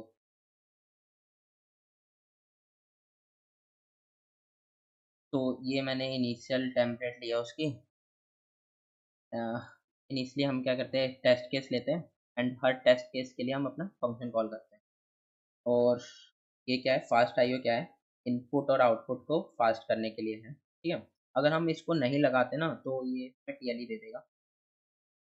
आई होप, मतलब पता नहीं क्यों, बट ये टेस्ट केसेस की वजह से हो सकता है कि काफ़ी हाई हो, एंड इनपुट को फास्ट लेने से हमारा सॉल्व हो जाता है, ठीक है। ये हम इनपुट और आउटपुट को फास्ट करने के लिए लगाते हैं। तो अब हम अपना सॉल्व फंक्शन लिख लेते हैं। तो हमें सबसे पहले एन लेना है एंड सीन लेना है। इनपुट ले लिया उसका एन का। अब हमें क्या मिल रहा है नेक्स्ट, हमें मिल रहा है इनपुट में वेक्टर ऑफ ये एरे। तो ये हम ले लेंगे वेक्टर ऑफ एरे, बना लिया हमने एन साइज का इनपुट ले लेते हैं। I zero, I lesser than N, I plus cin of array of I, ठीक है। हमने उसका इनपुट ले लिया। अब मुझे क्या बनानी है, एक स्ट्रिंग बनानी है जिसमें इनिशियली मैं क्या करता हूँ, सब में 1 रख देता हूँ, मतलब हम सब क्रिएट कर सकते हैं। जहाँ पे हम क्रिएट नहीं कर पाएंगे वहाँ पे 0 कर देंगे। तो अब मुझे क्या, दो चीज़ें क्या चाहिए, एक मैप चाहिए और एक सेट चाहिए। तो मैं एक मैप बना लेता हूँ वेक्टर ऑफ इंट का, है ना, ऐसे ही बना लेते हैं हम मैप। एंड और मैं क्या बना लेता हूँ, एंड मैं बना लेता हूँ सेट। मैंने सेट बना लिया। ये दो चीज़ मुझे चाहिए थी। तो अब इनिशियली मुझे मैप में क्या स्टोर करना है, जितने भी उसके वैल्यूज़ है वो स्टोर करनी है ना। आई प्लस प्लस, उसका मतलब इंडेक्स स्टोर करना है। तो मैप ऑफ एरे ऑफ आई में क्या मुझे चेक करना होगा, उसका इंडेक्स। ये क्या बना रहा हूँ मैं, ये मैं बना रहा हूँ कि 1 में मैंने एरे ऑफ आई में मैंने क्या पुश बैक कर दिया, उसका 0th इंडेक्स और फर्स्ट इंडेक्स, ठीक है। तो ये मैंने स्टोर कर लिया। एंड अब नाउ हम क्या कर सकते हैं, हम अपने मैप पे ट्रैवल कर सकते हैं, है ना। और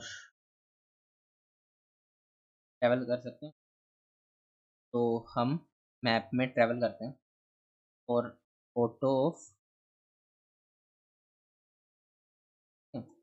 मैप में ट्रैवल कर रहे हैं। अब देखो, अब मुझे चेक करना है कि मेरा स्मॉलेस्ट वैल्यू और ग्रेटर वैल्यू वो भी समझ सकते हैं। तो अब मुझे क्या चेक करना है, C1 is greater then C2, है ना। मुझे कौन सी कंडीशन चेक करनी थी, ये वाली दोनों कंडीशन होनी चाहिए। C1 is equal to C2 and C2 is equal to C1 plus 1, है ना।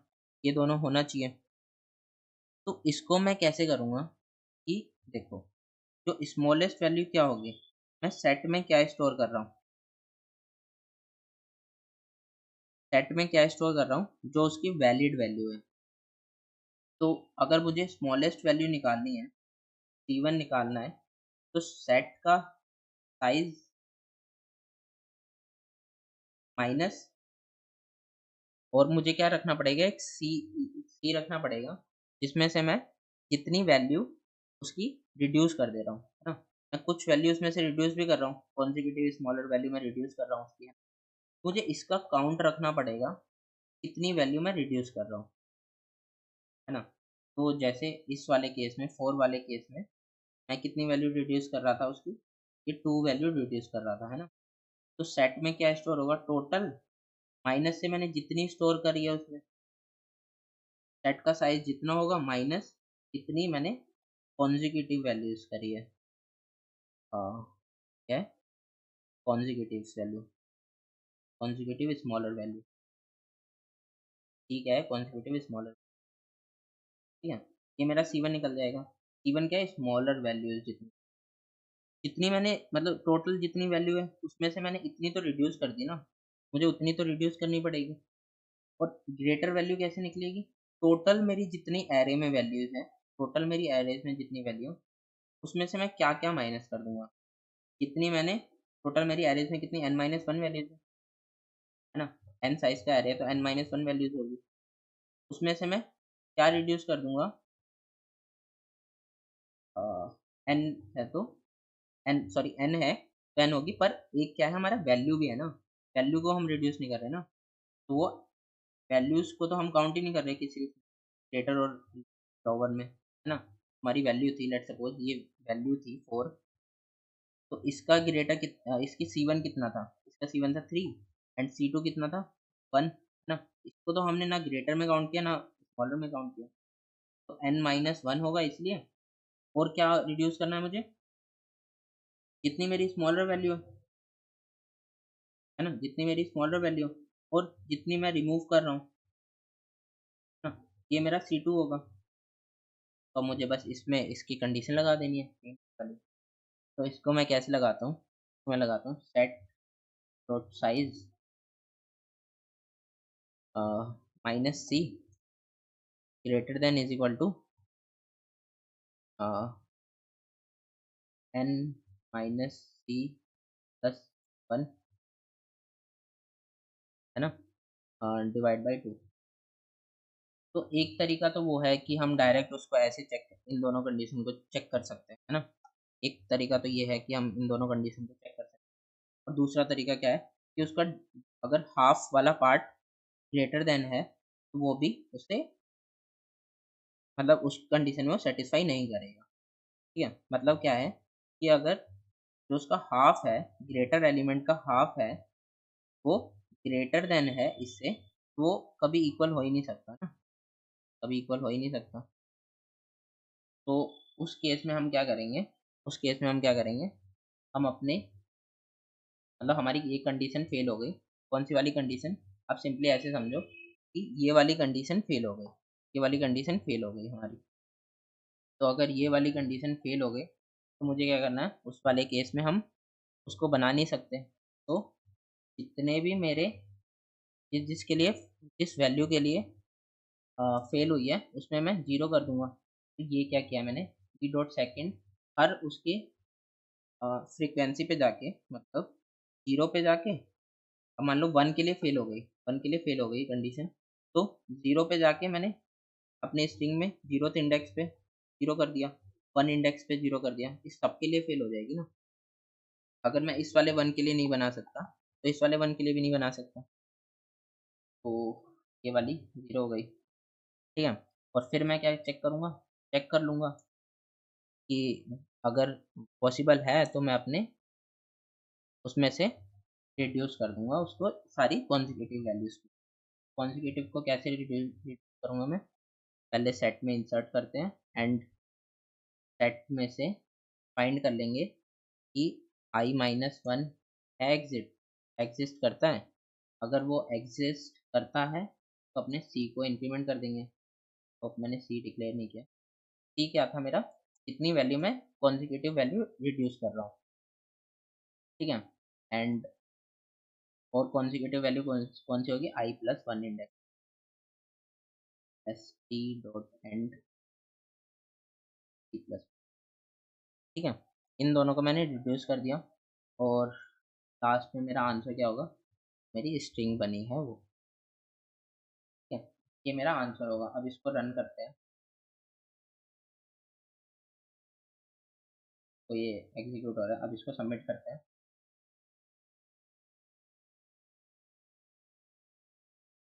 तो ये सही आंसर दे रहा है। ठीक है, हमने बेसिकली इसको सॉल्व कर लिया। अगर आपको नहीं समझ में आया तो एक टेस्ट केस लेना, कोई भी इनमें से भी ले सकते हो, ये वाला टेस्ट केस लेना एंड इस पे ड्राई रन करना कंप्लीट, तो इसको बहुत बेटर से समझ में आएगा। इस वाले मतलब इस कोड पे ड्राई रन करके देखना एंड समझना कि कैसे वो हो रहा है, तो आपको और बेटर से समझ में आएगा कि ये कैसे हो रहा है। ठीक है, तो इसकी टाइम कॉम्प्लेक्सिटी कितनी होगी, हम क्या कर रहे हैं, हम इसमें अपने मैप सेट में स्टोर भी कर रहे हैं, है ना, मैप पे ट्रैवल भी कर रहे हैं। तो बेसिकली इसकी कितनी होगी, पर लिख लेते, तो ये होगी n log n, ठीक है। हम इसको और ऑप्टिमाइज्ड वे में भी कर सकते हैं, I think we can do that. तो ट्राई करना है ना। हमने n log n में इसको सॉल्व कर लिया, ठीक है। तो हमने डी वाला क्वेश्चन कर लिया कम्प्लीटली, है ना। हमने सी वाला क्वेश्चन समझा, परफेक्ट प्रीफिक्सेस, एंड हमने किया पी वाला क्वेश्चन एंड ए वाला, ठीक है। तो हमने कोड सेफ स्टार्टर 141 डिव 2 के 4 क्वेश्चन सॉल्व कर लिए, A B C and D. तो अगर आपको पसंद आया हो ये वीडियो एंड समझ में आया हो एक्सप्लेनेशन मेरी, तो इस वीडियो को लाइक कर देना एंड सब्सक्राइब कर लेना चैनल को, ताकि फर्दर वीडियो आती रहे, है ना। तो आई होप आपको ये अच्छे से समझ में आया हो, and thanks thanks for watching. Thanks, bye, thanks, bye.